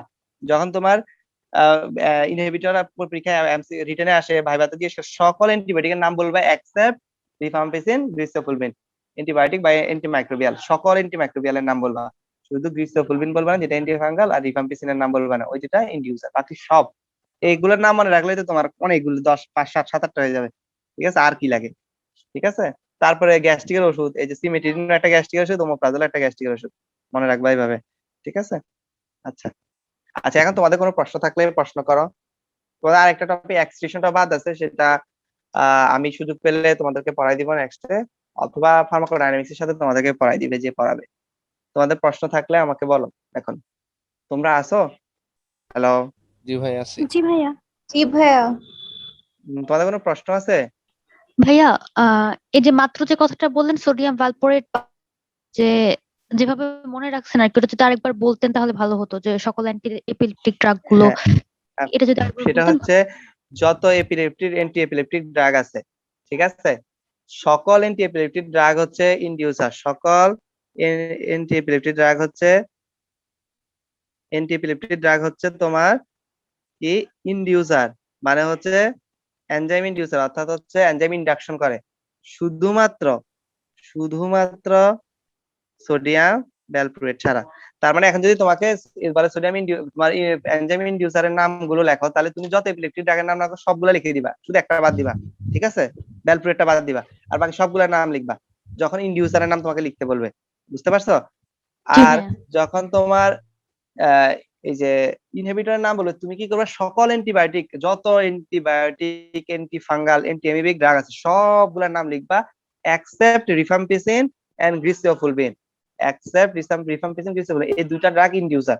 আর বাকি সব অ্যান্টিমাইক্রোবিয়াল যত ড্রাগ আছে, যত ড্রাগের নাম তুমি জানো, এমিনোগ্লাইকোসাইড, পেনিসিলিন, টেট্রাসাইক্লিন, তারপর ক্লোরামফেনিকল থেকে যা আছে, এরিথ্রোমাইসিন, সিপ্রোফ্লক্সাসিন, ঠিক আছে, তারপর হচ্ছে ইকোনাজল, তারপরে ইয়েট্রিকোনাজল, ঠিক আছে, যা আছে সবগুলো হচ্ছে এনজাইম ইনহিবিটর। ঠিক আছে, তাহলে এনজাইম ইনহিবিটর দিলে আগে তুমি অ্যান্টিবায়োটিক দিয়ে শুরু করবা, যত অ্যান্টিবায়োটিকের নাম জানো সব দিয়ে দিবা, অ্যান্টি ফাঙ্গালের নাম দিয়ে দিবা, শুধুমাত্র রিফাম্পিসিনটা বাদ দিবা। আর গ্লিসিওফুলমিন, আইসোনিয়াজেডও কিন্তু ইনহিবিটর, মনে রাখবা। তোমার টিবি ড্রাগ তো তুমি 4-5টা নাম জানো, টিবি ড্রাগের 4টার মধ্যে একটা ছাড়া বাকি 3টা নাম লিখবা। তারপরে তোমার ব্যাকটেরিয়ার যত অ্যান্টিবায়োটিকের নাম জানো 7-8টা, সবগুলোর নাম লিখে দিবা। ঠিক আছে, আর ফাঙ্গালের ক্ষেত্রে যা নাম জানো, আমরা গ্লিসিওফুলমিন খুব একটা ইউজ করি না, আমরা যেগুলো ইউজ করি তোমার বাস্তবজনিক, ইকোনাজল, মিকোনাজল, ইয়েট্রিকোনাজল, এগুলো যা আছে সবগুলোর নাম লিখে দিবা ইনহিবিটরের মধ্যে, তাহলে ইনহিবিটরের নাম 10টা 15টা 12টা এমনিতে হয়ে যাবে। বুঝতে পারছো? জি ভাইয়া, থ্যাংক ইউ। আর ইনডিউসারের মধ্যে আর এক্সট্রা 2টা লিখবা, একটা হচ্ছে স্মোকিং অ্যালকোহল। ঠিক আছে, স্মোকিং অ্যালকোহল এক্সট্রা লিখে দিবা, শেষ। আচ্ছা, আর কারো কোনো প্রশ্ন? ভাইয়া, যেসব ড্রাগ হচ্ছে এনজাইম ইনডিউসার, তো ওই জি। এনজাইম কি ওই ড্রাগটার উপর কাজ করতে পারে না? হ্যাঁ, এই যে তখন বললাম না তোমাকে, এই যে দাঁড়াও দেখাই, এই যে বলছি যে টলারেন্স, কিছু কিছু ক্ষেত্রে টলারেন্স তৈরি করে, যেমন ফার্মাকোকাইনেটিক টলারেন্স, যেমন বারবিচুরের নিজেকে নিজে ইনডিউস করে। সে কি করে, নিজে দ্রুত দ্রুত বের হয়ে যায়, যার কারণে প্রথমের দিন যদি তুমি 50 মিলিগ্রামের বারবিচুরের যে ইফেক্ট পাবা, এক সপ্তাহ পরে তোমার 100 মিলিগ্রামও তুমি সেই ইফেক্ট পাবা না, তোমাকে ডোজ বাড়াইতে হবে। বুঝতে পারছো? কারণ সে নিজেকে নিজে ইনডিউস করতেছে, নিজের এনজাইম গুলো ইনডিউস করে নিজে বের হয়ে যাচ্ছে শরীর থেকে দ্রুত দ্রুত। এটাকে বলে ফার্মাকোকাইনেটিক্স টলারেন্স বা অটো ইন্ডাকশন। এটার আরেকটা নাম হচ্ছে টলারেন্স, আরেকটা নাম হচ্ছে অটো ইন্ডাকশন। এটা তোমরা লিখতে পারো, অটো ইন্ডাকশন। অটো ইন্ডাকশন কেই বলে হচ্ছে ফার্মাকোকাইনেটিক্স টলারেন্স। ঠিক আছে? সেটা বারবিচুরেট। যদি পরীক্ষা জিজ্ঞেস করে কার হয়, বলবা বারবিচুরেট সরাসরি, একটা কথা। Thank আর you, কারো ভাইয়া। প্রশ্ন? আর কারো কোনো প্রশ্ন নাই? আচ্ছা, প্রশ্ন না থাকলে তোমরা সবাইকে ধন্যবাদ। তোমাদের প্রশ্ন থাকলে তোমাদের গ্রুপ গুলাতে তোমরা নিজেরা নিজেরা লিখবা, আর লার্নার্স গ্রুপে আমরা ভিডিওটা আজকের দিনের জন্য দিয়ে দিব, যেহেতু আজকে একটা সমস্যা হয়েছে। আর একটা কথা তোমাদের সবার জন্য আমার, তোমরা চেষ্টা করবা যে ভালো ডাক্তার হবা। সবাই সবাই ভালো ডাক্তার হতে চায়, কিন্তু সবসময় মহৎ ডাক্তার হওয়ার চেষ্টা করবা। ঠিক আছে? যে ডাক্তারকে তার রোগীরা খুব বেশি পছন্দ। এটা আমার জীবনে মেডিকেলে আসার আগ থেকে একটা আমার আইডিয়া, আমার সবগুলো স্লাইডে আমি এটা লিখি, হয়তো লাস্ট দিন বলি নাই। সেটা হচ্ছে তোমরা চেষ্টা করবা মহৎ ডাক্তার হইতে, যে টাকার জন্য না, খ্যাতির জন্য না, যে আমি বড় বিখ্যাত ডাক্তার হতে চাই তা না, কিন্তু তোমার রুগীরা যাতে তোমাকে খুব ভালোবাসে। কিছু কিছু ডাক্তার দেখবা যে যারা রুগীদের সাথে খুব ভালো সম্পর্ক, তারা যে ডাক্তারের জন্য কি পরিমাণ পাগল হয় আমি নিজে দেখছি। কল্পনাতীত তোমার জন্য এমন কাজ করবে, দেখা যায় এরকম পর্যন্ত দেখছি। সে ডাক্তারকে বলতেছে, ওই দিনে একজন ডাক্তার বলতেছিল, ওনাকে বলতেছে যে তার হচ্ছে করোনা হয়েছে, তার খুব খারাপ অবস্থা, তখন বলতেছে আমি বুড়ো হয়ে গেছি, আমাকে আল্লাহ নিয়ে যাক, আপনাকে বাঁচায় দেখ স্যার।